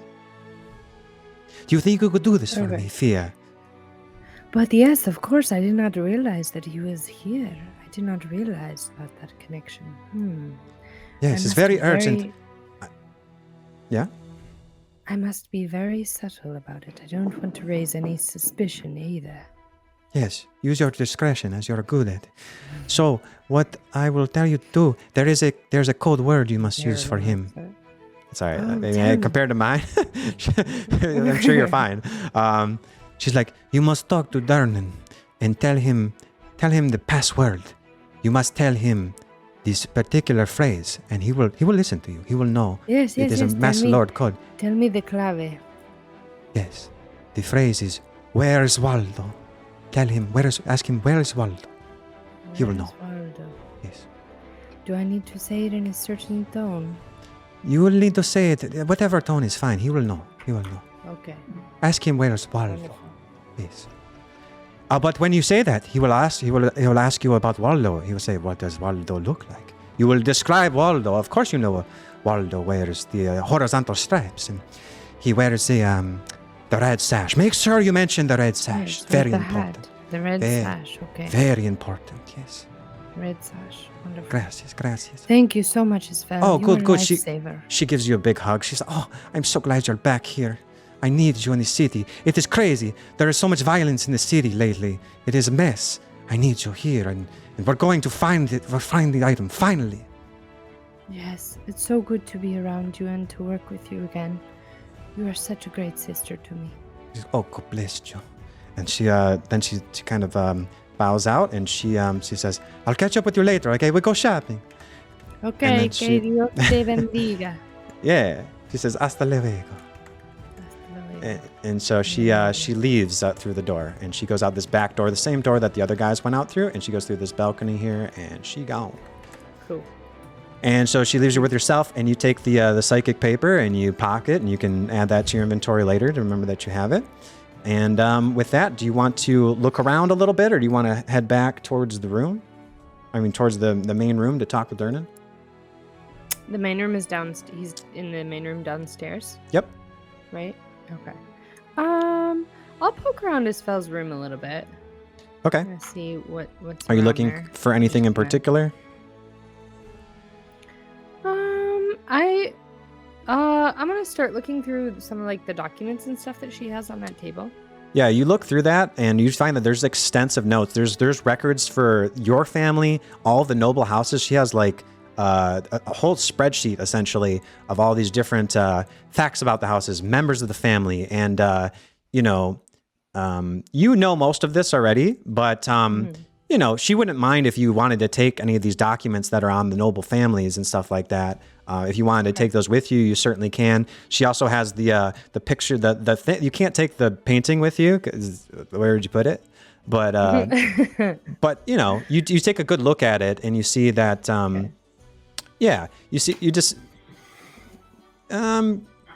let's see. Yeah. That's all you need to know about that. So so you pocket that, and basically there's records going back from, there's stuff on your guy's rival house, the Hyde Kunz, which is like the it's like the Can you say it? Can you say it again? The Hyde Kunz, sorry. Hyde Kunz, okay. Yeah, with an accent, it sounds a little more appropriate. I don't know if that's intentional or not. That's literally what they're called, though.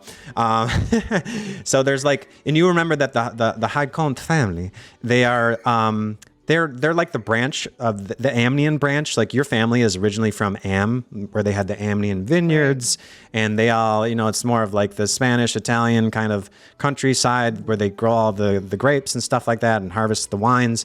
And that's where your family is from. But there's a very, very distinct divide where you guys do not get along. And we're about to take a break in 1 second here. So just so you guys know, it's like about the halfway point. I'll give you guys a little break. But before that, just want to let you guys know that, yeah, the Hyde Kunz are like, you guys are fierce rivals, and they might, your family suspects that they're the reason kind of why you guys got in trouble with the slave trade and all of that other stuff that got the Rosznar family kicked out of the city. And well, not kicked out, but they tried to banish most of you guys from the city, and you've clawed your way back into power after these 100 years. Right. And you can look at those papers later if you want to, like, look at them when you get back to wherever you stay in the city. If you find a place later, you can look through them, and it'll actually, you can see she's got the history of, like, when your family, like, as a refresher for yourself, to when your family fell out of power. And it's always suspected that the Hyde Kunz, they want to gain control back over the Rosznar family proper, and they want to install themselves as the main branch of the Rosznar family within the city. Right. Okay. So you hate the Hyde Kunz. Right. And they hate you. Cool. Okay. Well, with that, I guess I'll just make my way back. Yep. So you pocket all those things with you, and mikasa, sukasa kind of thing. Okay. And you head back downstairs. Yep. All right. So I'm gonna put you down by the stairs when you're coming back out, and we're gonna switch the map back.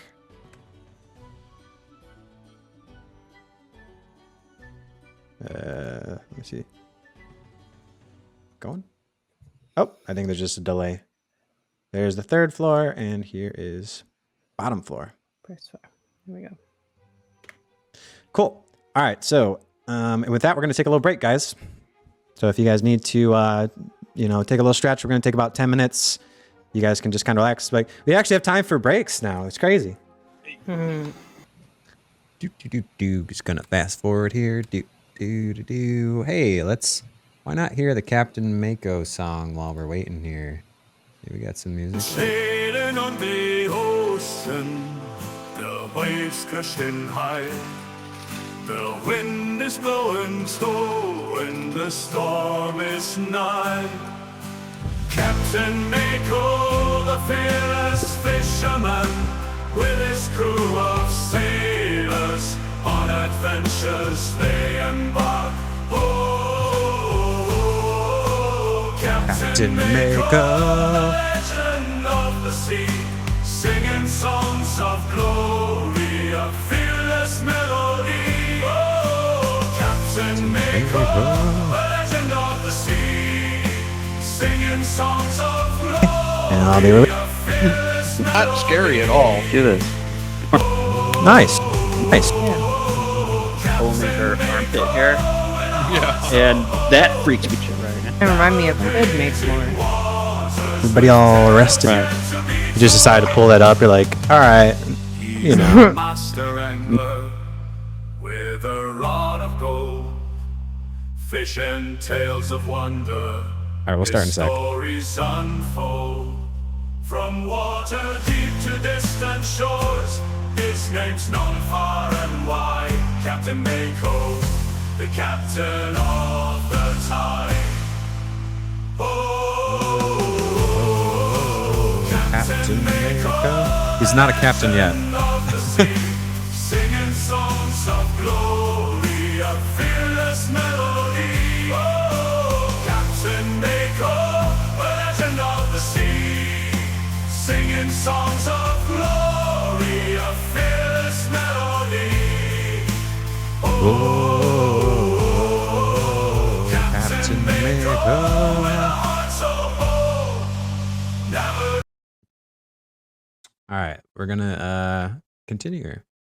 But yeah, I'll probably when we're actually if we actually ever start our live streams again, that's gonna be like gonna have a little rotating playlist of everybody's songs and stuff like that. So I'll keep playing the songs because we got a lot of them. But you know, there's kind of fun little things, and it's actually pretty funny because you know Mako is obviously low level right now, and his legend is just beginning. But maybe one day that song will become true, and he really will be a captain. Because later on, he does meet a pirate, and he doesn't like pirates. Mako doesn't like pirates at all because pirates enslaved his family and tricked them into slavery, and he escaped. And but he does meet a friendly pirate of sorts who declares himself as a rival, and that'll be coming up soon in just a few episodes, I think, maybe like 3 episodes from now. He meets his pirate rival, and he declares himself as Captain Mako with some attempts at convincing this guy that he is in fact a captain. Anyways, back to the session, episode 3. Yeah. I'm not gonna lie. There's the well. It's a little scary for me. I'm a little bit of a wimp when it comes to scary movies. Yeah. So you wouldn't watch the Charlie's tape, video reminded me of the tape because Right. Oh, they were It talking. has about to be a way of- VHS, otherwise it doesn't work, though. You know, I guess The does ring YouTube right count? True. I don't think YouTube counts, man. YouTube ain't magic. My parents were like, just so you Skip know, ahead here. and, was friends with.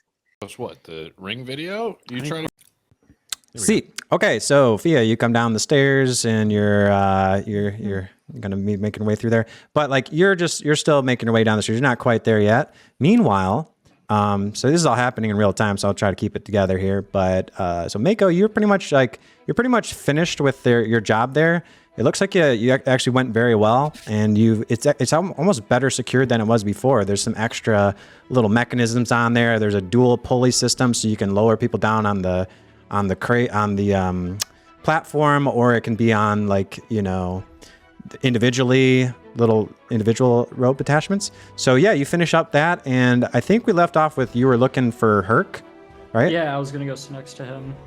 Okay. Do you want to go sit next to him now? Yeah, I would love to. Sure. All right. So you finish that up there, and you can go on over to Hurk. And looks like Hurk, what are you currently doing? Yagra said she was going to come back, but she had to talk to Davil, and he left you with the Jaeger bomb. I don't know if you drank that second one or not, but Oh yeah, no, I definitely drank it. Oh, you did? And Okay, I nice. think since my first plate of food got stolen, I would have ordered a second plate of food, and then Gotcha. seeing the fish Wait, walking over, I'd be yeah. like, oh fuck, and then I'd like slide it to the side. Like I didn't you just ordered Quippers order and chips again? Damn, they must have been in the mood good. for it, man. I was hankering. I got you. All right. So yeah, you walk up, and so Mako, as you walk up, you see this guy kind of sliding something across the table, and what do you want to do? Are you going to walk up next to him here, or sit down? Yeah, I'm next to him? going to, but my character can't move past that line. You're going to have to move him again. There you go. Oh, there we go. Thank you. All right, so I'm going to sit right next to Hurk, and I'm going to go just kind of plop down and put my hands on the table, and it gets like a little bit wet because I'm a fish man, I'm a little bit moist. You're always moist. You got to Yeah, stay I'm moist. always Every 8 Yeah. hours, Mako needs to stay moist, otherwise he dries up. Yeah, but It's part of your otherwise I dry character. up and I can't breathe. Yep. So I go over, sit next to her. That word. What is And Do you want I to look order a at Hurk glass and of I'm water? like, my friend! Are you talking Yes, to me? that was pretty impressive display back there. That was amazing. Oh, thank you. I just found the lead of Yagra over there. She's quite a beast. Yes, she is quite the beast indeed. Quite the catch, you could say. Is that a fish joke? I like this guy. So Yes, you I get some like you too, my man. Mako, you get inspiration for Oh, that pun, sweet. because you're vibing now with this guy. All right. What brings you to Waterdeep, my friend? So, my friend, I have something that I think you can help me with. You see, my people, they're gone, and the ocean instructed me to go and find strong people to come and help me with my plight. And I think you would follow what the ocean is asking out of me, you see. Oh, this is awkward. I actually don't know how to swim. What? You don't know how to swim? Yeah, not a lot of water when you're caged up in a gladiator pits for 10 years, unfortunately. No worries, they're on a ship, you see. I escaped from it, not too long ago. Above land adventure. Yes, it's above land. I guess you guys I both can escaped handle from the slavery. below. Now that I think of it. Does this job pay? No, it does not pay. I'm poor. You're not making a very convincing case for yourself. Mako just like looks at himself and then just kind of looks away awkwardly, like, oh geez, I'm fucking this up. I put a hand And then on he your goes- shoulder. And I'm like, oh, I feel bad. I should have said that. I put a hand on your shoulder. I'm like, listen, we'll get your friends back, okay? I'll help you out. He goes and then he like shows his hand to you and like extends it out, his right hand, and he's like, "You promise?" Yeah, I will do everything in my power to help even the odds. But I'll shake your hand. Sweet. Do you want to do the shake to size them up too? No, I think this is gonna be Okay. more of a cordial. You probably wouldn't know what you're doing. You're like, you son of a bitch, and he'd be like, what? Why would you? Yeah, Why would exactly. you? Why would you insult me? I don't know how. Yeah. Have I seen his species of people before? Give me a history check with for nature. Okay. It's just what degree? You do know, like roughly, but it's on the tip of your tongue. It's on the. What is it this history guy? or nature? Isn't it? Oh, is it? I guess it would be either one, whatever you want. Okay. Yeah, we'll go whatever's better. You roll a nat 1, so you have no clue. I mean, like, you say to him like, yeah, you're one of those freaky fish guys, right? I mean, oh shit. No, I don't I think am would not have- doing No, this. no, Okay, okay, okay. sorry. think I shouldn't I'm put words in your just, mouth. Yeah. Okay, sorry. Go ahead. I was kind of like shaping him up, and I was more like surprised to find out that he had hands and not fins. So There I you was go. Like, oh, I can shake this, sure, but I'm not gonna go for like the big size him up handshake. Gotcha. Yeah, you don't know anything about this guy. You don't know if it's okay to touch. Yeah, but I don't think I just go around telling people they're freaky to their face. So. No. That was a joke. Yeah. Yeah. I then go and turn to Durnan and I say, "Can I get a glass of water, please?" Oh, you should try the Yagra bombs.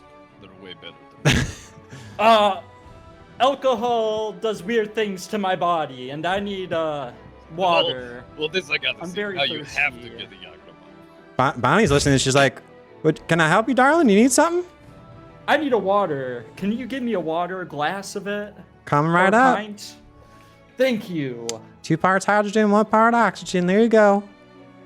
I go and I pour it all over myself. And I'm like, that's the stuff. Do you? And then I go and like move the water napkin like and by I, my like, gills and everything like that to like make sure like the water pushes in there a little bit. Be like, Can I just real quick ask you to give me like an ASMR rendition of what that sounds like? We're gonna have an ASMR channel. slosh, slosh, slosh. I don't know. I mean, slosh, slosh, slosh. Just is Hurk triggered by ASMR stuff, or is that for you, Charles? No, I'm trying to visualize what this. I'd assume that if you want to, do you actually say water. ASMR? Because there's a race of ASMR in here. Are you asking about ASMR, the race?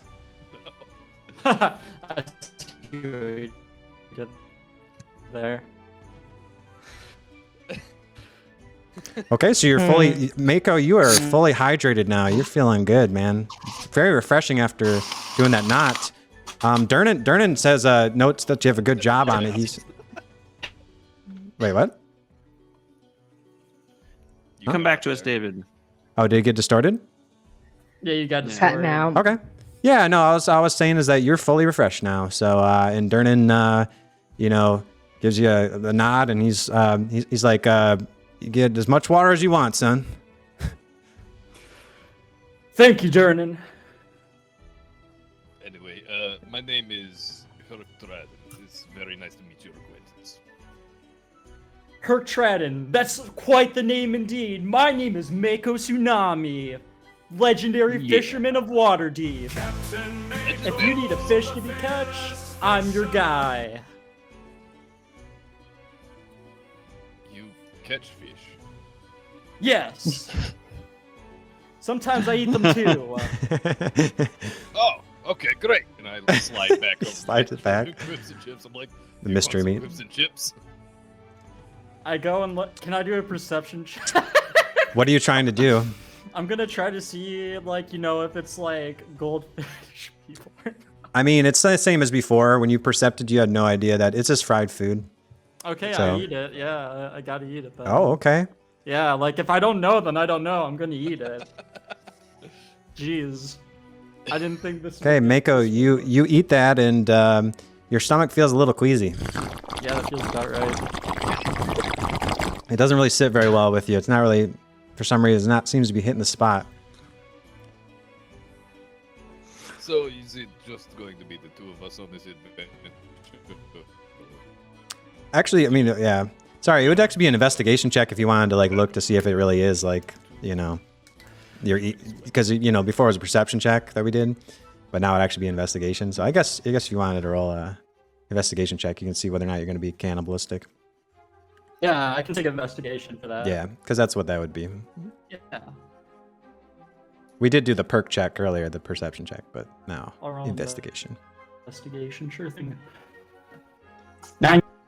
Okay, so you think that there's a very distinct goldfish shape to this, and it's almost smiling back at you, and like you recognize the contours of small guppies, which is a close cousin of your fish people, but not quite. They don't have limbs. So yeah, you know exactly what you. I go and eat it. Oh, okay. Yeah, so like this isn't like my people, right? This is like a different. This is like something humans else eating completely, monkeys. It's like a human eating a monkey. It's that kind of like a close cousin kind of thing. It's not quite. Yeah, Mako would eat it. He'd not be the fine with it. All right. You eat it and you feel a little queasy. It's pretty goldfish-esque. But you're okay. You got a strong stomach. Yeah. Just like really nailing it down. It Cool. tastes like goldfish.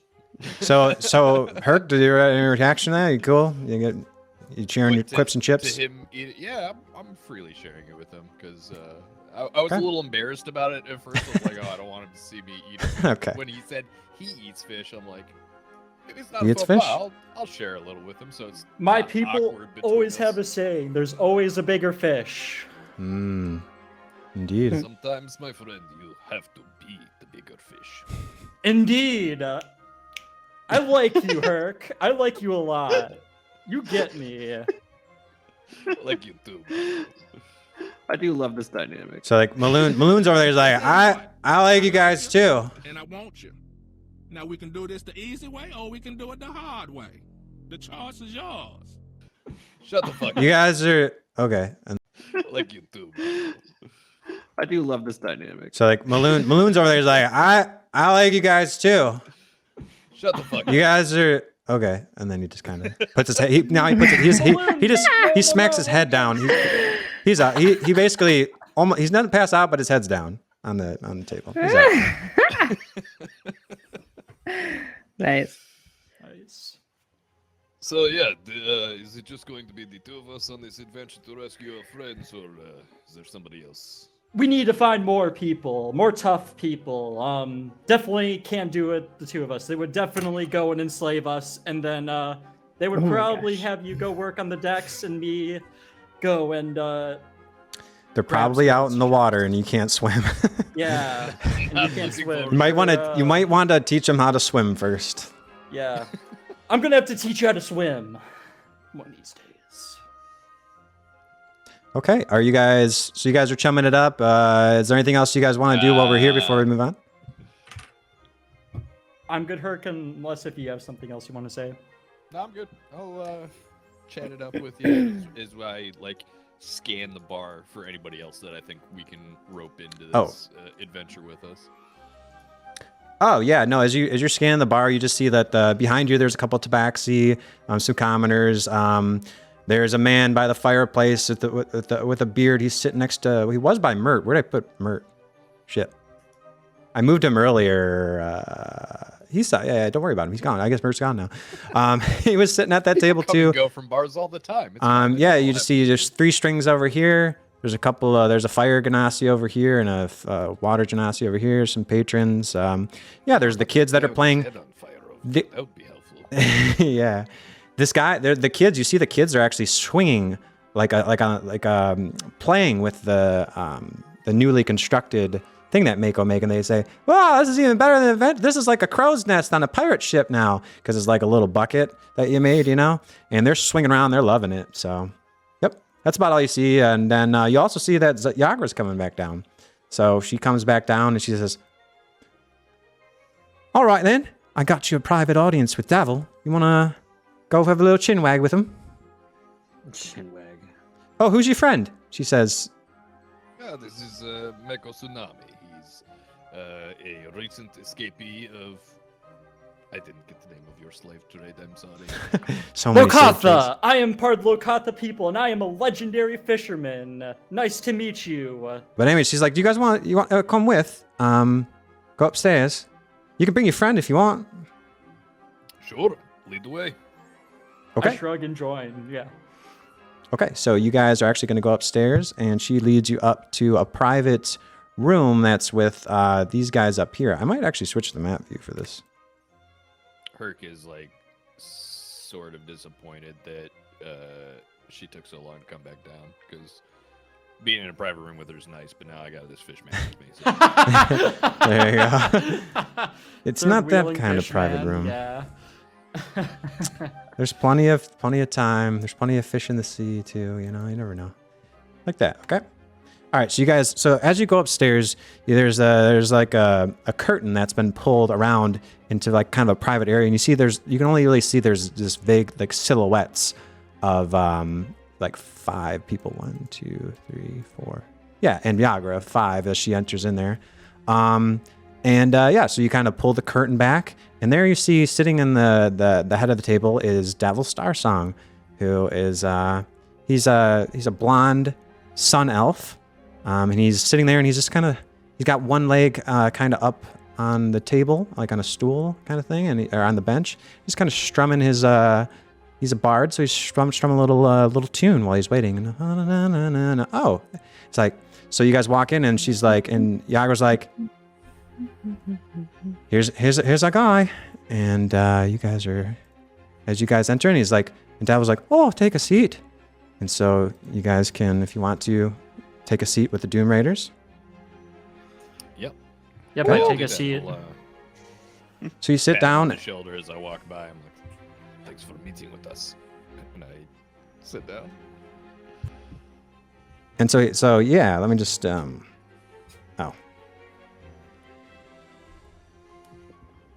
me just scroll down a little bit here because we are going a little bit out of order. Okay. So he says, "Oh, welcome, friends. As you can see, we are the Doom Raiders. I'm Davil Starsong. This is Istrid, Tashlin, Schemo, and of course you've already met Yagra. But I'll spare our introductions. I'm much more concerned about you, friend. You say that Yagra tells me that you've had a little scuffle with the Xanathar and you're thinking about signing up with our side." Absolutely. If you think you can get us even with Xanathar, then absolutely. Always. Certainly. To do anything I can do to get back at that motherfucker. He is quite yeah. quite the scoundrel that one is. Davil and these guys have a clear shot of everything that's been handled, that was going on downstairs. So he saw essentially you guys' little scuffle there, and he's like, you really certainly know how to put on quite a show as a fighter. How are you for, as an investigative sort of fellow? I'm better as a blunt instrument, but I'm willing to give it a shot. He's like, so he looks over at Mako, and he's like, is that what your friend's for? Is he some sort of private eye?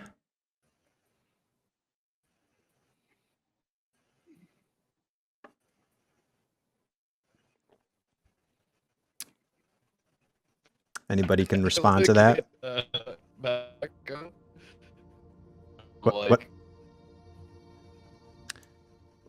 What's that? Are you responding back? Sorry, I didn't hear anything from you guys. What? Yep. So I look at Mako and I kind of like look him up and down. I'm just like, yep, he's the smart one. I'm the buff one. Okay. I think Cade might be refreshing. He disappeared from my view. Are you there, Cade? I think he's coming back in now. I think he had to refresh. And yeah, I had to refresh. Okay. So yeah, so Davil turns to you and he says, is that what your friend's for? Is he some kind of private eye? And then Hurk, you said what? Yeah, he's the smart one. I'm the buff one. I nod to this. The brains on. We work together. Yeah. So and then Yager says, and I'm the beauty, they're the brains, and then and then he's the brawn. So yeah. So Davil he's like, let me just be real with you, Hurk. I got a bit of a problem. And it's not one that I can look into because I got all sorts of things going on, all sorts of jobs we're running. You know, have you been in town for long? Have I been in town for long? You just arrived. No, this is my first night. Well, then you haven't heard about the killings, have you? Oh God, killings again. And not just the ones in the street I'm talking about. I'm talking about what, at night. There's someone going around and he's picking off our kind. They call him the elf killer. Doesn't matter if you're half elf, full elf. If you have the ears, he'll go for you.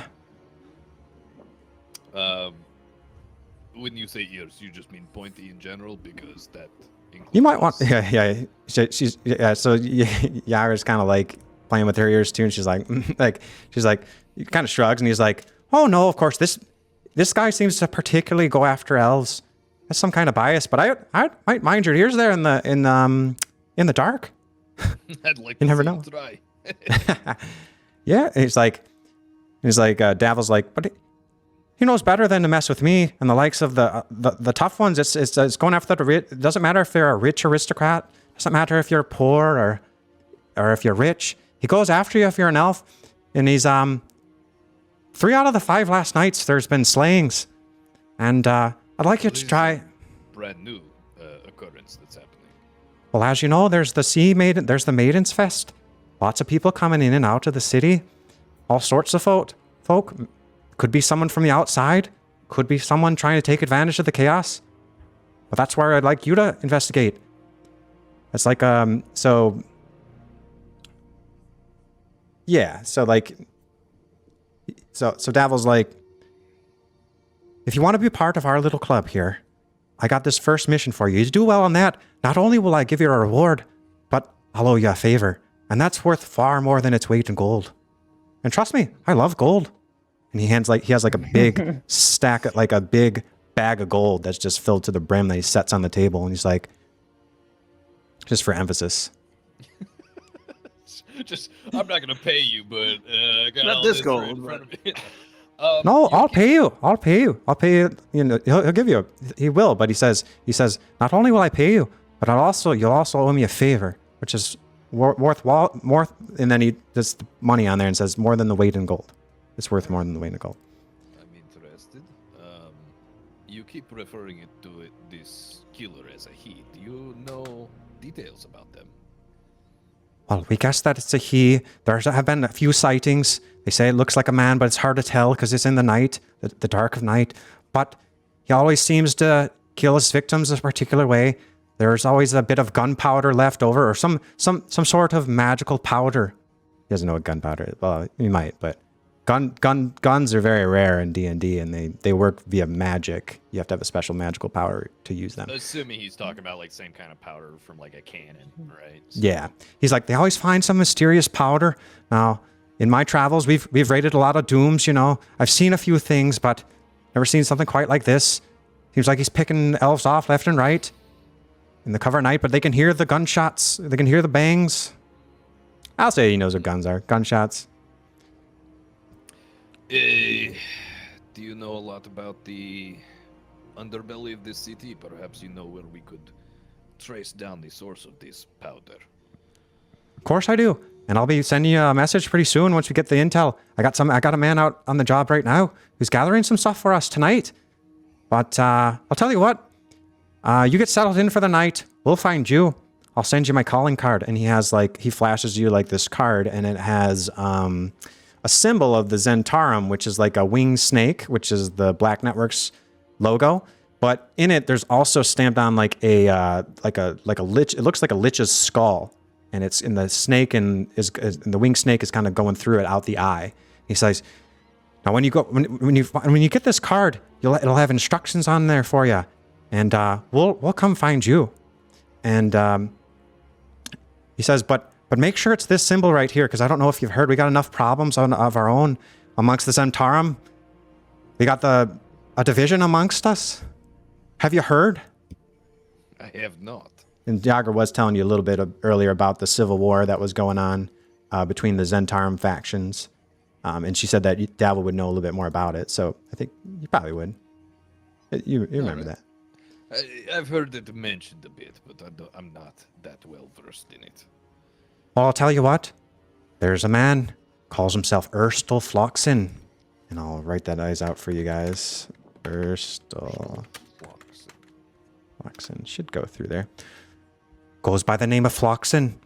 He's been causing a big stir, especially amongst the Zentarum. Moves into our city after all. We've done all this hard work to set up a legit merc trade. And he comes in, guns blazing, with his brutality. If you see him and his zealots, feel free to take him out. They go by the winged snake as well, but they don't have the skull marks. So if you see the skull marks, you know their friend. But if they don't know the code, don't trust him. He's been coming in, muttering things about making Zentarum great again. And all this babbly book from 100 years ago. But we can't let him just go around the city, dragging our name through the mud.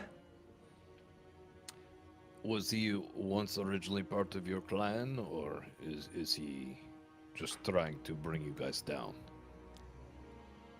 He's been trying to force his way into our ranks, recruiting men, setting up his own supply bases, warehouses, weapons, all sorts of things, all on his own. He has some sort of backer, I think. One of the noble families, perhaps. But he's definitely got resources. And I'll be honest with you. I'm not quite sure that we can smoke him out in public. But they don't know you. They don't know who you are. So that's where you come in. If you see him, they don't know who you are, but you have a very particular set of skills. Skills you've acquired over a long career. Skills that make him a nightmare for people like him. Is he implying that this might be the guy who's killing elves, or? Oh no, not that bastard! I know him. Yeah, no, this is a completely different guy. Okay. So you could does Hurk? You want to ask him that? Yeah, sure. You think this is the guy killing elves, or is this completely different? Oh no, not that bastard! We know who he is. He doesn't have anything against elves in particular. He's just a wee fucker that goes around, and he hates everybody. Only one he thinks about is himself. Talks about making the Zentarum great again. What a bunch of zealots. And they're not allowed in this city. Not after all the hard work we've done to make the Black Network a respectable name. I'm well known, I'll have you know, across the fair cities, the free cities of Faerun. They know the name Davil Starsong and the Doom Raiders. And he's dragging my name through the mud.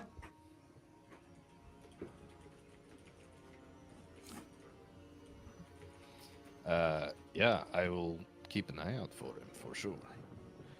And again, I'll make it worth your while if you If a little slip of the hand happens, I won't be complaining. Well, that'd be fantastic. So if there's nothing else for you and your friend, what was your name there, sir? Mako Tsunami. Mako Tsunami. You could be part of it as well. Do you want to be part of the Zentarum? Sure thing, yes. If you can, you mentioned a favor. Perhaps you could help me, locate where fish people kind of like me are. They kind of lived around here for a while, but we learned, about a promised land that we were promised I have a all while ago. Yeah, so, I have all sorts of eyes and ears in the city. I don't know if you know this, but the Yawning Portal is the place to be. All sorts of people whispering about things, and we're right in the heart of it. This is our little HQ, if you will. I don't set up shop in other places. Why would you go anywhere else for information? Yawning Portal is the place to go, and if we hear something, and I owe you a favor, we can find your people, I'm sure. Just a matter of time. We have the resources. But you gotta do the job first. it will be done. A good fisherman always goes and casts his line out. So we'll go and find this guy. Beautiful, and he strums his guitar. And as he does that, and as he strums the guitar pretty forcefully, like it's a good strum, as the strings are vibrating, he leans over to Hurk and he's like, and I got the first job for you here, Hurk. What I'd like you to do is perhaps you'd like to, for the very first task, you can let us know what this, and he kind of like gestures to the curtain, and he's like, to our little friend here who's been eavesdropping. And he kind of gestures over to a silhouette. And next to you guys, right, let's see, it would be, I don't know. Right by the stairs here, okay? There's a guy that, there's like, it looks almost like there's a figure, like a disjointed figure. And as he says that, like, maybe you can help us with our guest? Figure out who our guest is? And he like turns over and there's some movement as almost looks like someone's startled a little bit that they've been spotted, when quite clearly they think they're hiding, but you can clearly see through the silhouette as the light is casting from the torches around them that they're right like eavesdropping on your conversation. I immediately stand up and I'll march over there. Do you move the curtains out of the way of them? The curtain, yeah, just tear it back. Okay, you tear back the curtain, and as you look over, you see there seems to be a man in a trench coat, and he is he's square in front of you. So you open the curtain, whoosh, and right smack in front of you is the startled expression of a guy that you can't quite make out his expression for some reason, but you could take a look, and as you. Yep. I'm gonna like grapple him by the coat and like pull him up close to myself and be like, "What are you doing here?" And this is where we're gonna turn to Scott. Scott, this is your character right here.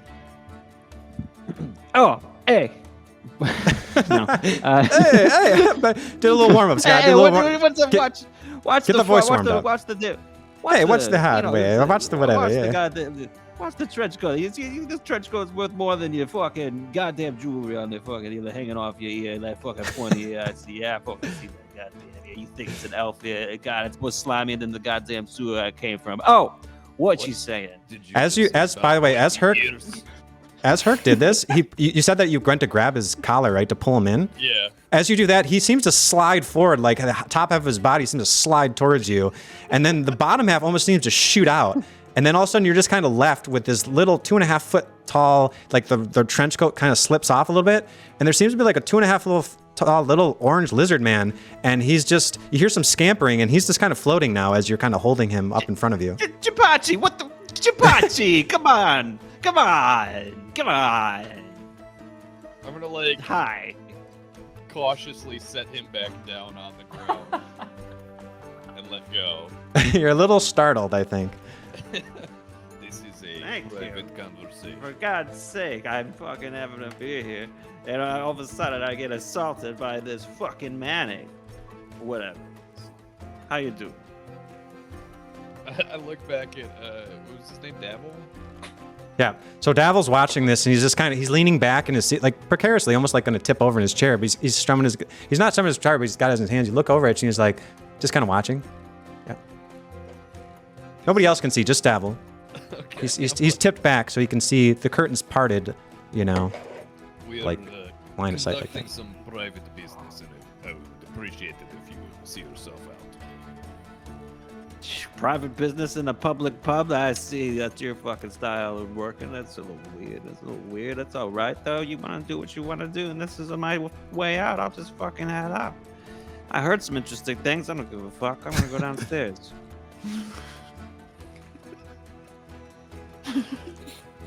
Davil says, "Bring him over here."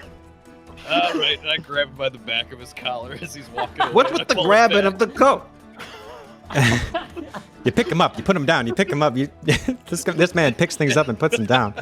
Jesus Christ Almighty! I pick him up when I walk him over the table. I set him down in a chair. Okay, is it like a high He chair? wants me to get his lower half as well. So Jim Potts, just get out of here. Jim Potts. So you don't know what the scampering was, but clearly if there was someone there, they're gone. Okay. You kind of hear scampering down the stairs, or actually, yeah, you hear like the bathroom door shut over here too, but then you hear some scampering, so you're not really sure. But Davil told you to bring him over here, so you don't have time to check it out. Do you put him kind of like?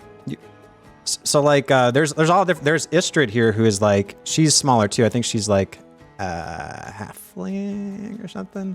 Not halfling, a dwarf. So, there's a couple of high chairs that are there too. So they pull him up a little high chair and slide that up next to him. You kind of plop him down there right in front of everybody. So there's Mako here, and then there's Istrid's over here, and then Hurk, you're like right there. And you guys are all sitting there, and he's right in the middle of all you guys now. And he's kind of in the hot seat.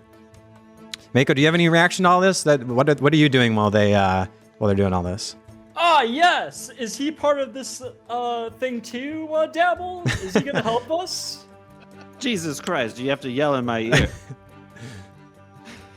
Oh, sorry, my friend. My name is Mako Tsunami, as I pat him on the back pretty hard, and God Christ! I think I swallowed my gum. It's nice to meet you. What is your name? What's it to you? What the fuck? Who are these people? What's going on? Davil's like, enough with the pleasantries. What are you doing listening to our private conversation? Do you not see us? Do you not see the curtains, boy? What accent is that? What are you talking about? It's a Sun Elf accent.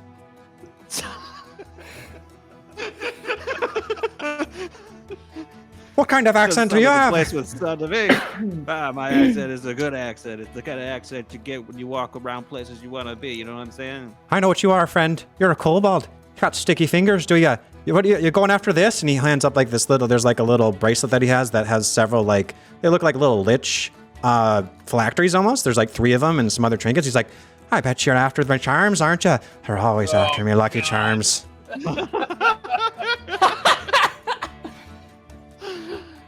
I'm not after your fucking Lucky Charms. I don't know what those are, and you should put them back.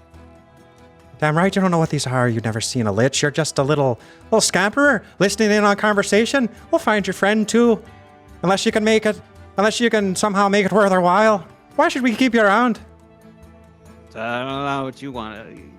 I can get out of here anytime I want. You are like, you have the curious. firm hands of Istrid on your shoulders right now. She clamps you down as well. Hey, and you're like, I can get out of here hey. anytime I want. If you're gonna be holding me down like this, go a little lower. I got a knot. Hey. Istrid kind of stifles back a little bit of a chuckle. She's just a little bit taller than you. It's like the perfect height to kind of hold you down while she's standing on the bench behind you. Anyway, so I heard you guys wanna do something. Maybe you want some help. Maybe you don't want no fucking help. Either way, what the fuck? What's this powwow we're doing over here? I was having a beer. I was having a beer with my friend. My friend's gone. I think you know exactly what we're talking about. You heard every word, didn't you? I have elf ears myself, friend. I knew you were there. I just wanted you to know something. I don't even understand half the fucking things you're saying to me right now. Well, maybe we can find a way to make you understand. And he kind of gestures over at some of the Tashlin over here. She kind of stands imposing over you and kind of looks down at you. Look, she cracks her knuckles. Yagra seems to kind of sit up in her chair a little bit as well. Man alive. You guys talk so big and tough, but you're scared of a fucking 2-foot tall lizard. What's going on? You guys scared of what? How can I help you? He's like, are you one of Floxen's boys? Are you come to spy on me? And then, you know, like he's like, come to spy on me, have you? Am I one of Floxen's boys? No, Floxen's part of the I'm not. Zentarum. I'm not.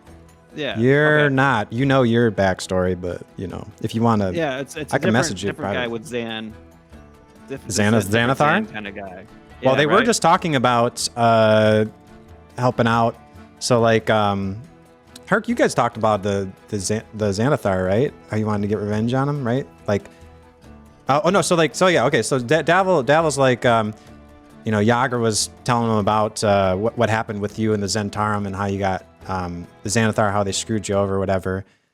And so he's like, so you're not one of Floxen's boys? So you work for the Xanathar, then, do you? Oh, I think our friend might be able to help you out as well. You got a good history with the Zanny boys, don't you, there, Hurk? Yeah, there's a dumpster out back if you want me to toss him in there. Holy shit! Holy shit, dude.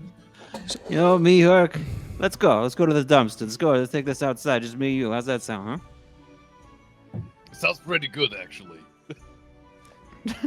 All right, let's go. All right, so I can take myself, by the way. Hurk, are you going to take Czar out to the dumpster then? I'm not gonna do it unprompted. I mean, it seems like he's yeah. Well, I mean, you can talk to Czar if you want, or talk to this Kobold. I mean, talk to the Kobold and ask him some questions, or you can, if you're not sure about what to do, maybe see if he's worth taking out, or maybe he can help you out. I don't know. You never know. What do you know about Xanthar? Well, I know about that. There's a little crowded in here. I need some air. You know what I'm saying? If I'm gonna start talking about fucking stories about whoever the hell you talking about, I don't know who you're talking about. Who you talking about? Let's get some air.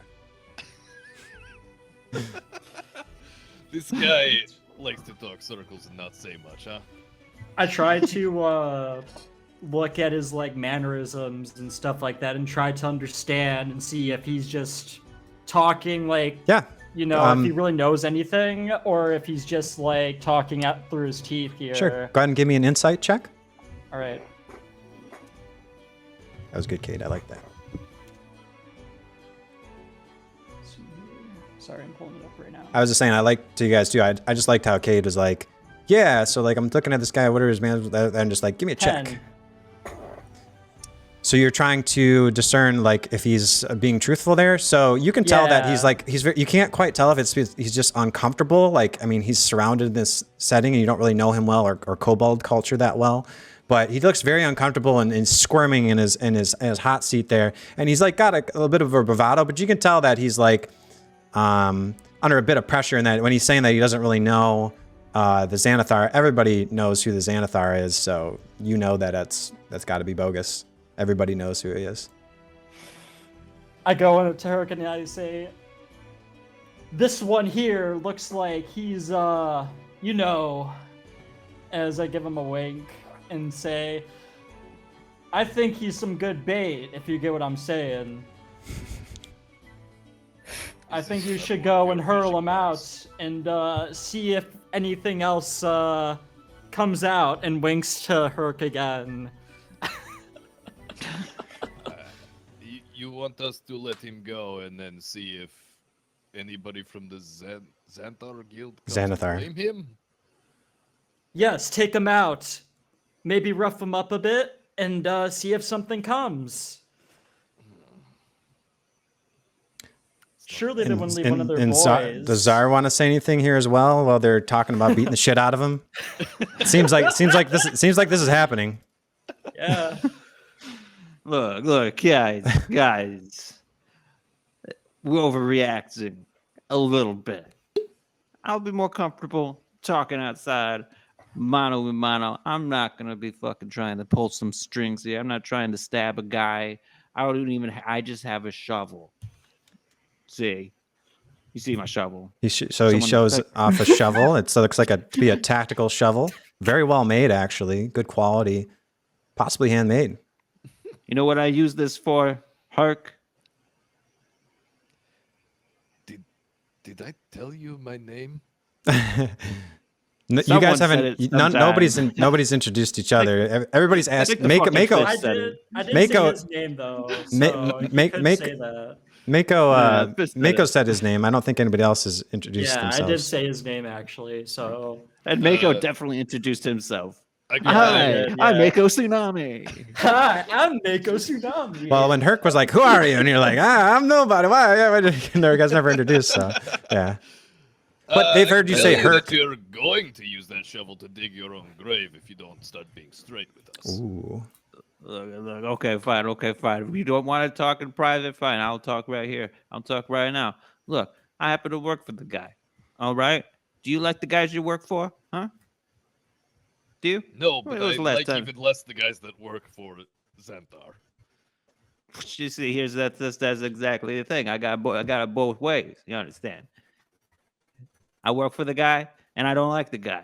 You know what I'm saying? Do you know where he is? Where Xanthar is. No, the other fucking guy we're talking about.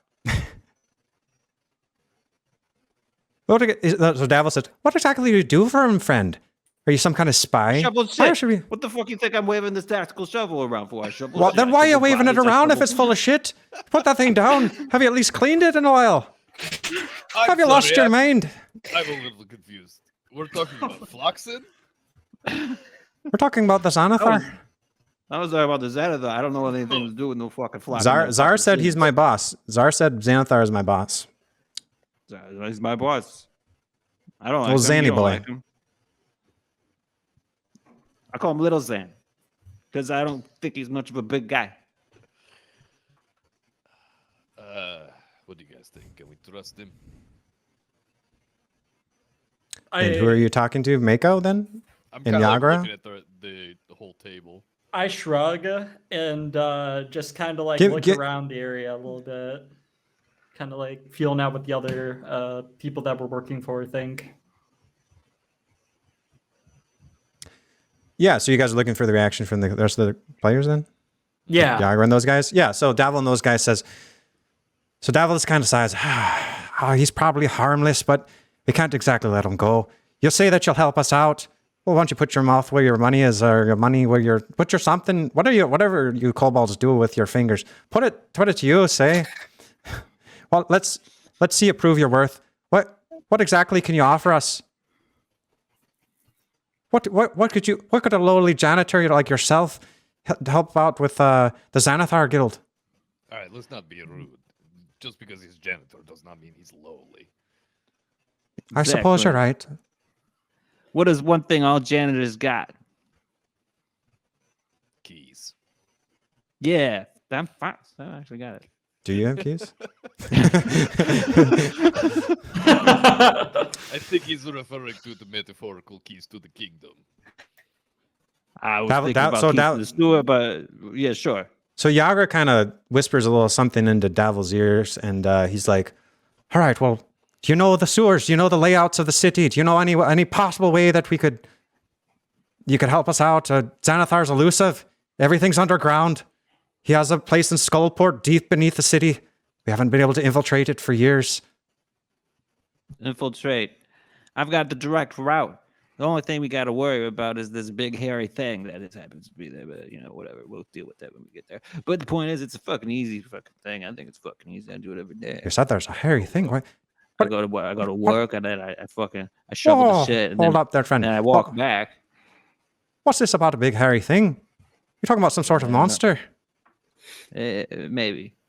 I just avoid the thing because it's got these huge limbs. It's swinging around. It's grunting. It's constantly smells like it constantly smells like a third date gone right. You know what I'm saying? Well, good thing you're bringing some muscle with you. Hurk, you can handle that, can't you? Would you like to, let's see, would you like to bring your fish friend as well?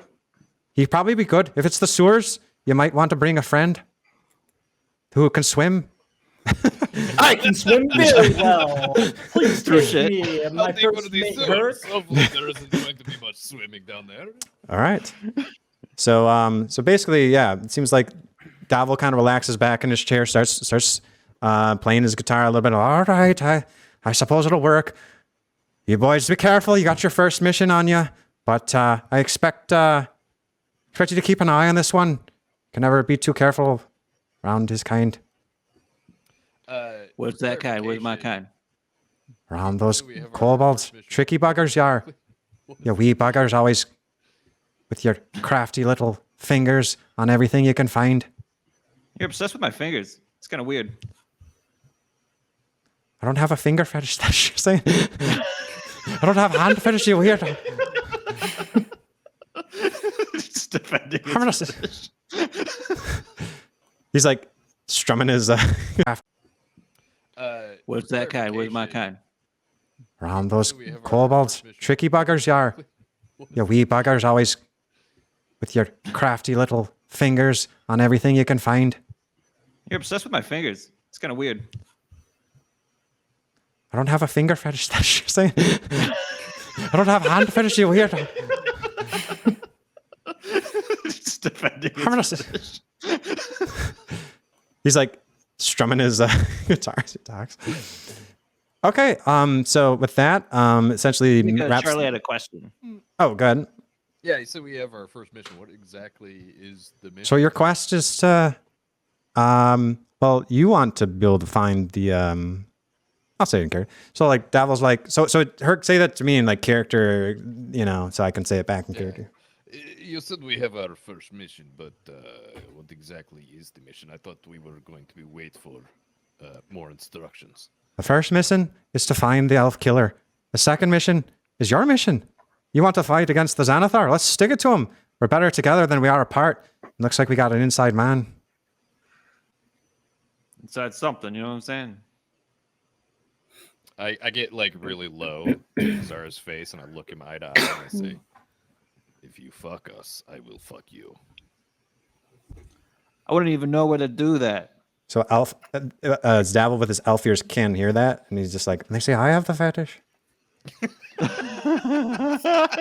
Yagra kind of chuckles. And she's like, well, I was like, right, well, it's a party then. All right, well, you lot have fun. Well, we're gonna be doing our stuff here. We gotta carry it, take a little bit of business ourselves. Next customer and all that. So next in line. We'll see you guys later. And so she kind of dismisses you guys. And if there's anything that Mako wants to say or do before we leave, is there anything Mako wants to do? Yeah, I want to whisper over to Hurk real quickly as we leave. I'm like, Hurk, you know, like I'm whispering, like, you know, my voice. Put his like, hand on his shoulder, like, hey, buddy. What's yeah, up? like it's hard to do the voice without like sounding loud, but I'm trying to say it like silently, like, Hurk. You said that you dislike these people. Does that mean you dislike me? Are we not each other's first mates? Do you work for Xanthar as well? I don't know. I know about the Xanathar guy, but I'll be honest with you. I have no stake either way. I'm just here for my people, so I'll help you with anything as long as you help me. Mako, we're cool, man. It's just I had a bad time working with the Xanthar guild, so anybody who's cool with Xanthar is not going to be cool with me. All right, then any person that isn't cool with you isn't cool with me either. That's the spirit. Yeah.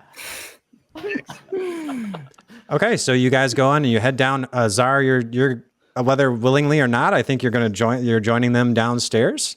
Yeah. Do you want to? I imagine he's probably got a motor mouth going as they're going down the stairs back down with the rest of the party. I don't even know if they know your name yet. You know, Mako, you can't whisper for shit. I look at him and I'm like, oh, what do you mean? You could hear all that? The whole bar could hear that.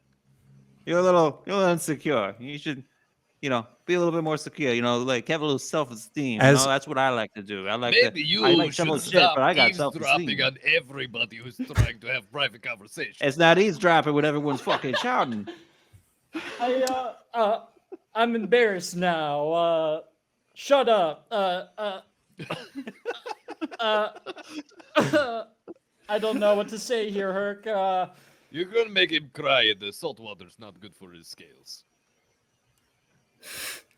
So as you guys go down the stairs too, by the way, you're passing by this guy right here, and if you notice, he's a man in a trench coat, and he just kind of looks at you, and you kind of look at him, and then you can Got a nice coat. you can just continue on your way. Can I do can I like see anything specific about him? Like maybe like what kind of what kind of like race he is, like kind of like see if there's like anything peeking under like the hat and the trench coat or anything. So you look at the guy and you can see he's quite clearly a man. And he's about 30, 35, about 6 foot tall, Caucasian, a bit of 5 o'clock shadow. You know, looks fair, like, you know, a little chiseled chin, features like that. And he's just kind of like, seems to be like hanging out in the corner of the bar, kind of just appraising the whole place. And as he looks up at you guys, he just kind of, you know, it does a little bit of a double take because Czar still has like the trench coat hanging from him, sort of. And he's like, oh. And then he just kind of, but other than that, he just looks like a guy. Okay. Like, yeah. Like a man, like a human. So. All right. Yep. And so yeah, you guys want to. Trenchy, how come you're not fucking eavesdropping, but I'm eavesdropping? That's what I want to know. Hey, Hurk, you think this guy's eavesdropping? I'm not fucking eavesdropping. This guy's eavesdropping. A single person be in solitary peace, can you? It's just he's over here having his own private moment, and you just got to go ruin it. The guy just puts his hands up and says, "Where the fuck?" He's like, the guy just kind of leans forward and, you know, he has a mug of ale there and he's just kind of, you know, in the candlelight and he's catching the side of his face. So sorry for my associate. We'll be on our way. Please enjoy your meal. He's like, damn decent of you, but I do have an eye on you all. Yeah, I'm watching. See? The guy admits to eavesdropping, you guys don't give a fuck. But with me, I focus that and I don't do it. And all of a sudden, I'm cornered. I got fucking elf hands all over my ass. What the hell you... Very well put. Well put. Sorry. Well said. Frustrated. So as you guys come down, I'm going to sync this up now. So Fiahd is also coming down at the same time. You guys are now all in the same room together. So Fiahd, you're there, right? Barbara, you're there. Yeah. Mm-hmm. Okay. So now you guys are all kind of converging in the same room. So do you guys want to just kind of like, I think Fiah's going down to talk with Durnan, and right? Or I kind of make an assumption there. Okay. And then you guys, where are you guys going to settle in? Are you guys going to sit on this table here, or do you want to go back towards the bar, or where do you guys want to, you're probably gonna need to find a seat as everything settles in with the festivities.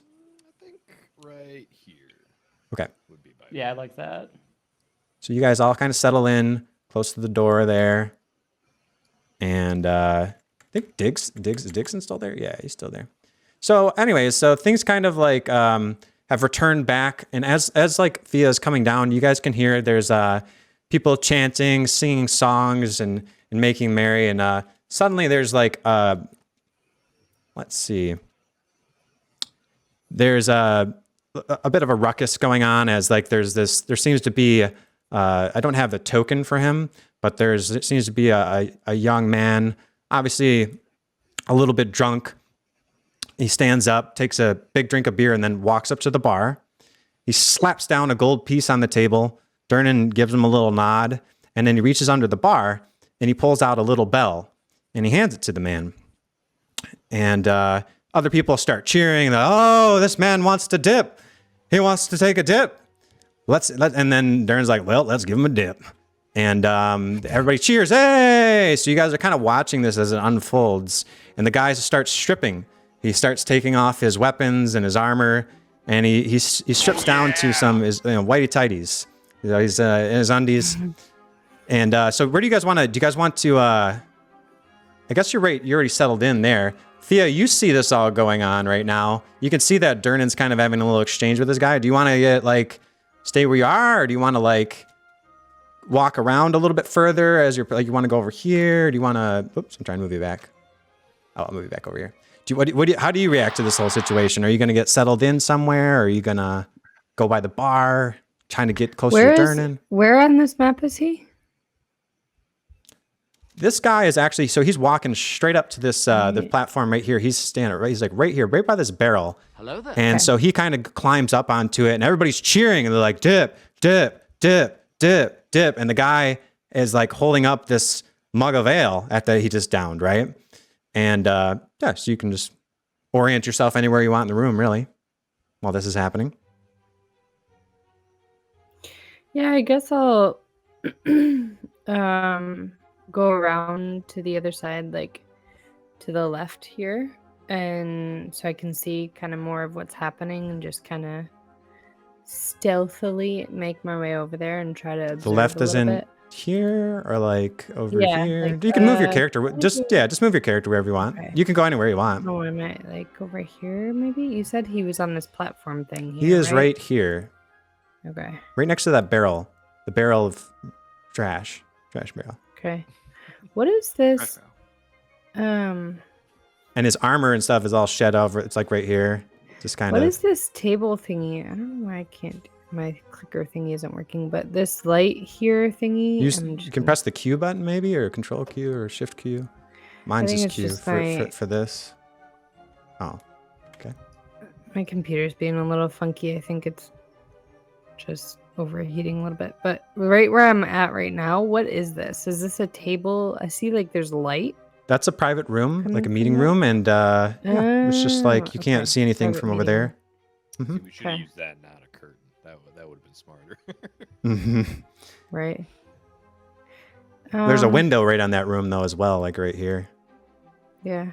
I don't think it's marked on your guys' thing, but I marked it as a window. I'll just stay over here by this like fireplace thingy. There we go. Yeah, that's where Just kinda Estelle was chill over before. there. Yeah. Yeah, I'll just you chill want- right there. I'm gonna. Or you want to sit on the chair here, or you want to be up top where she was on top of it, or did you want to like hang out by the suit of armor, or what?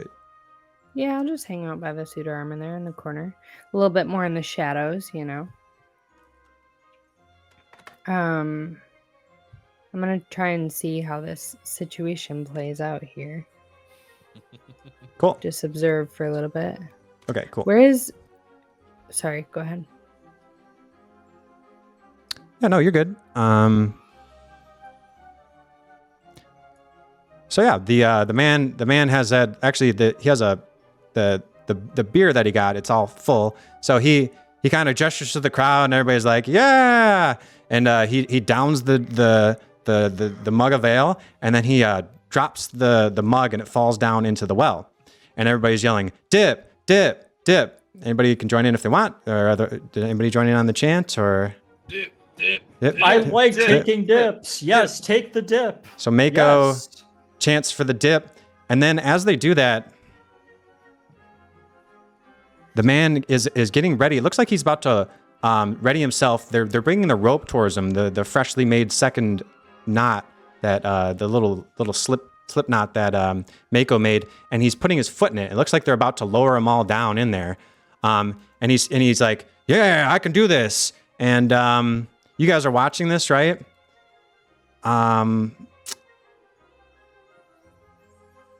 Let's see who will it be. How about everybody roll me a perception check, or perception check. Gotta check that perception. Perception, yeah. It's hard to find it. Tactics, skill check. Mhm. Okay, I got it. Okay, Wait. so Barbie, you can see this guy's like scared shitless, but he's like, yeah. And as you do that, everybody starts to chant, and they're singing a little song, and it goes like this. Feel free to join in if you guys want. They all yell, dip, dip, dip, dip, dip, dip, dip, deep and dark and down. I just gotta say here, this song is not gonna work. There was a lot of lag. This is future David, by the way. This song, it in theory they could have sung it, and I give everybody inspiration for singing it. I posted in the chat, but it just we're like there's like 2, 3, 4, 5 seconds of lag, as variable amounts of lag. So I apologize in advance for this song. I thought it'd be fun for us all to sing together. But man, do you need to do this stuff in person? Because with a little bit of lag, it makes it impossible. Here it is. It's not going to be formatted great, but here you go.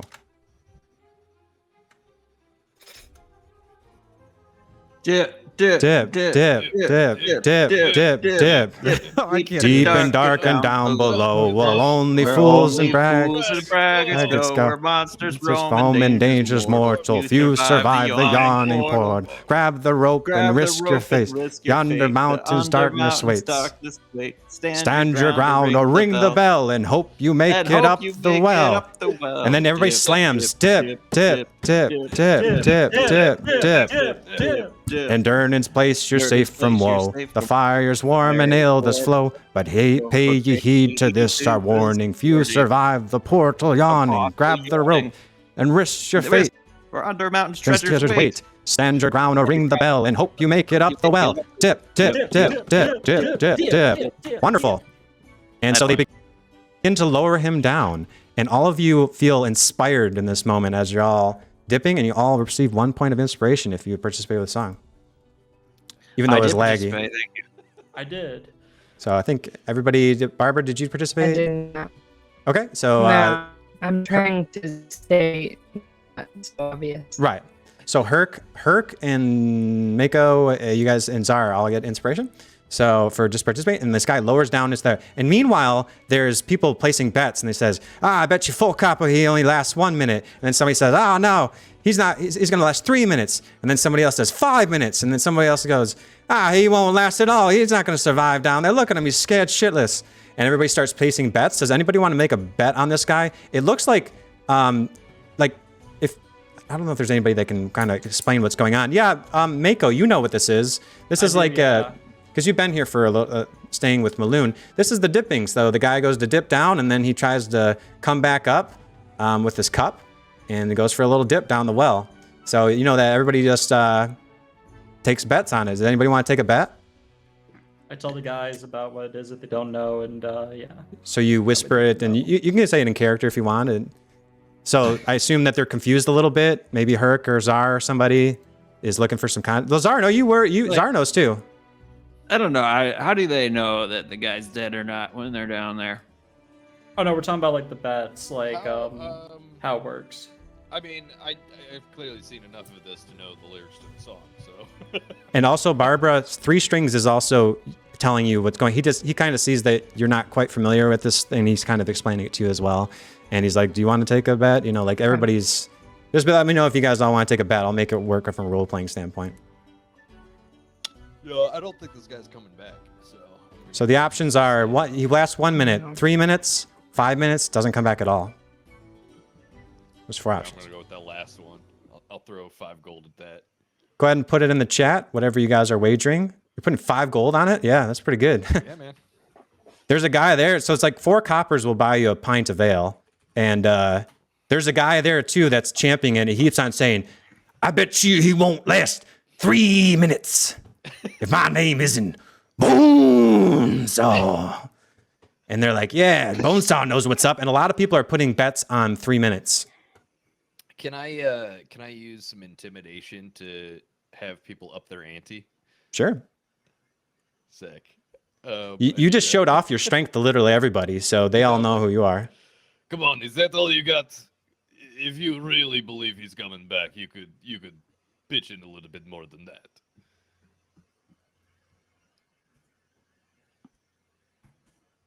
And then I'll flex. Go ahead and give me an intimidation check. Yeah. Here we go. I'm going to say that you're doing it versus the... Yeah. That's pretty good. 15's enough. A lot of people are intimidated, so a lot of people... It seems like if you're betting in your favor, it's like... what was your thing? It says he balls... What was it? Oh, Bale said... he bails like 0. Oh, yeah, so that would be like 1 minute or less, essentially. That's part of the bet spread. It looks like the spread is like you're not going to get as much by 3 minutes.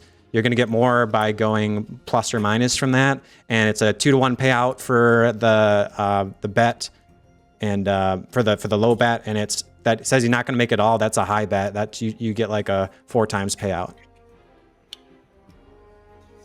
And 5 minutes is like somewhere in between. It's like a 3 times payout. So 2 times payout, 3 times payout, 4 times payout. Okay, so Mako says 5 gold. He's not coming back. And then Barbara, is Fiahd participating in the betting at all? Or are you just trying to? Do you want to talk with 3 Strings? When he's explaining it to me, I'm like, I don't make it I can't do an accent. I don't make it a habit of I don't make it a habit of betting on other people's lives. Okay. I'm just going to try and stay out of this one. He says, and Three Strings is like, it's rather noble of you, and yes, of course, it's very, very fitting of your status as a noble. You don't participate with the commoners. I understand, and so he's also trying to be a little bit like comforting to you. He puts his hand on your shoulder and he's like, oh yeah, he's trying to comfort you, but also I don't know. It's nothing to do with my nobility. It's just a habit of I don't like to bet on people's lives. It's as simple as that. Right. Of course you're right. I would never bet on that. And he kind of waves off to somebody else and goes like the cutthroat thing to like cancel his bet. He's like, yes, of course, my lady. Yes, of course. That's savage. Who would do such a thing? Not I. Not Three Strings. Not by all the strings on this lute. And I have 3 of them.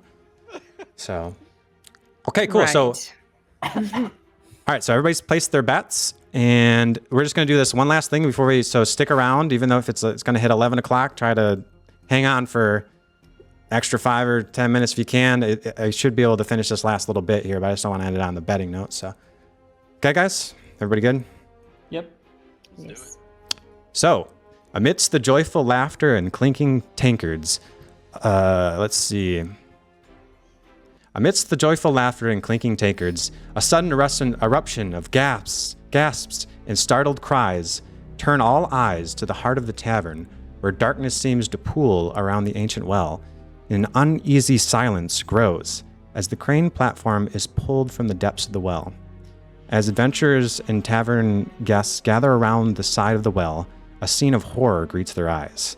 The creaking crane is slowly hoisted into the flickering torchlight, revealing the crane's platform draped with the bloody remains of a tattered undergarment. But the grim spectacle is far from over as a bone-chilling howl echoes from the darkness, cutting through the once merry atmosphere like a dagger. The 3 children playing on the well stand frozen in fear, and the hairs on the back of their necks stand on end as a large, thin, shadowy figure clambers up the walls with unnerving agility. Oh my god! I just made so much money. But it only took a couple minutes, and there's a lot of him left on those underwears.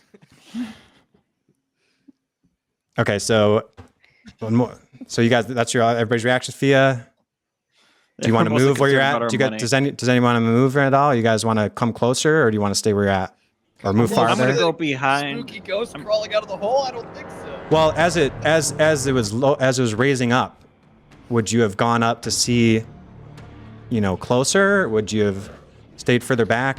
Everybody just let me know kind of where they are. If they're staying where they are, just let me know you're staying where you are. I'm just set my thing. Guys, I yeah. think I'm treating this like entertainment. I'm kicking back in my chair. And then if he comes up, he comes up. If he doesn't, I figured I probably should have just left the table after being kidnapped in servitude. Yeah, Okay, I just so- stay where I am, nod my head a little bit, say a little prayer to the moon goddess, Nice. Yeah. Try very and in character. maintain my composure. As you say that, you get a point of inspiration as you reach out to your goddess for comfort, and she calms your nerves. You almost feel like there's a presence that she is watching. So as the crowd begins to part, a massive claw with mottled green skin emerges from the inky darkness below, gripping the stone rim of the well in a vice-like grip. A tangled mane of wiry black hair rears up from the well, slowly revealing. it's the ring. Slowly, it is the ring. It's a little girl with black hair, and she's wearing a white dress. Seems to be tattered. No, it's not. Sorry, that's not it. I thought we had 7 days from the time Scott watched the video. You got 7 minutes here. He didn't last 7 minutes. That was the that was the 5th option there. So. Yes. So let's see, where's Turban? Okay. So as you do, a monstrous head of a creature with a long carrot-shaped nose and a pair of black eyes, gleaming with an unsettling hair, rears so there's a claw, and a tangled mane of wiry black hair rears up from the well, slowly revealing the monstrous head of a creature with a long carrot-shaped nose and a pair of black eyes, gleaming with an unsettling hunger as it steps onto the tavern floor with 2 long, ungainly legs. Its massive frame towers over the horrified onlookers, almost twice their size. The troll stands hunched over, its long arms reaching the floor, dragging along the floor, actually. Its gnarled claws etching eerie patterns on the floor as it steps forward and bares its yellow fangs at the crowd. Its gruesome maw is dripping with fresh blood onto the tavern floor. With an uncanny fusion of mosquito-like hunger and bat-like grace, a swarm of insidious beings, which are right here,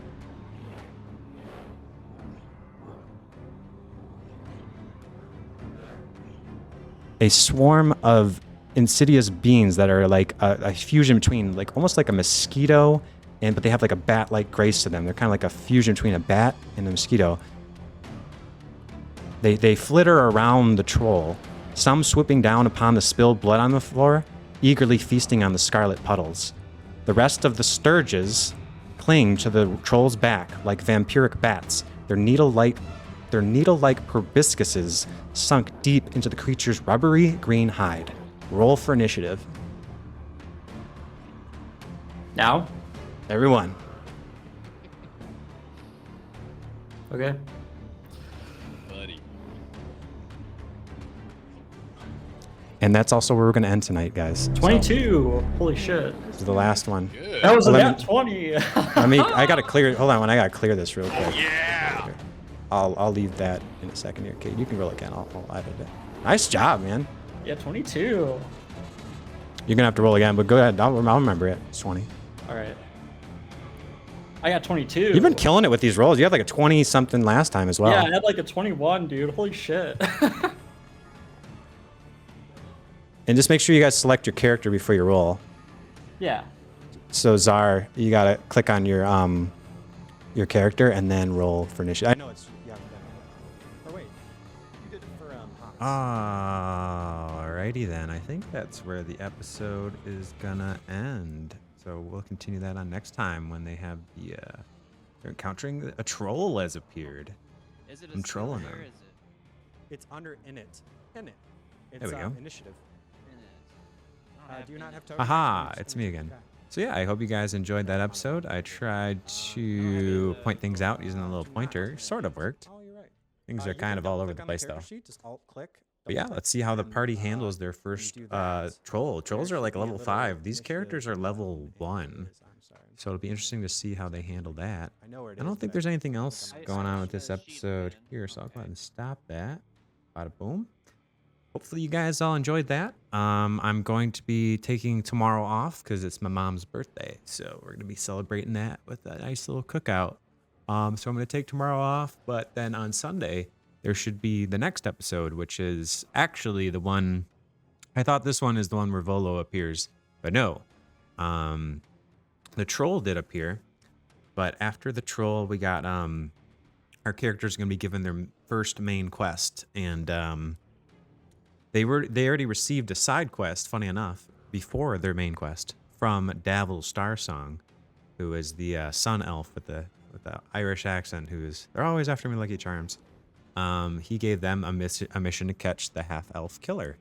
So they will be kind of anytime they're going around Waterdeep, they're going to be looking for this killer, but it's kind of like when it's convenient, I guess. That's when they're going to find him. I don't know. They still haven't found him yet. But the next quest is going to be a very important one.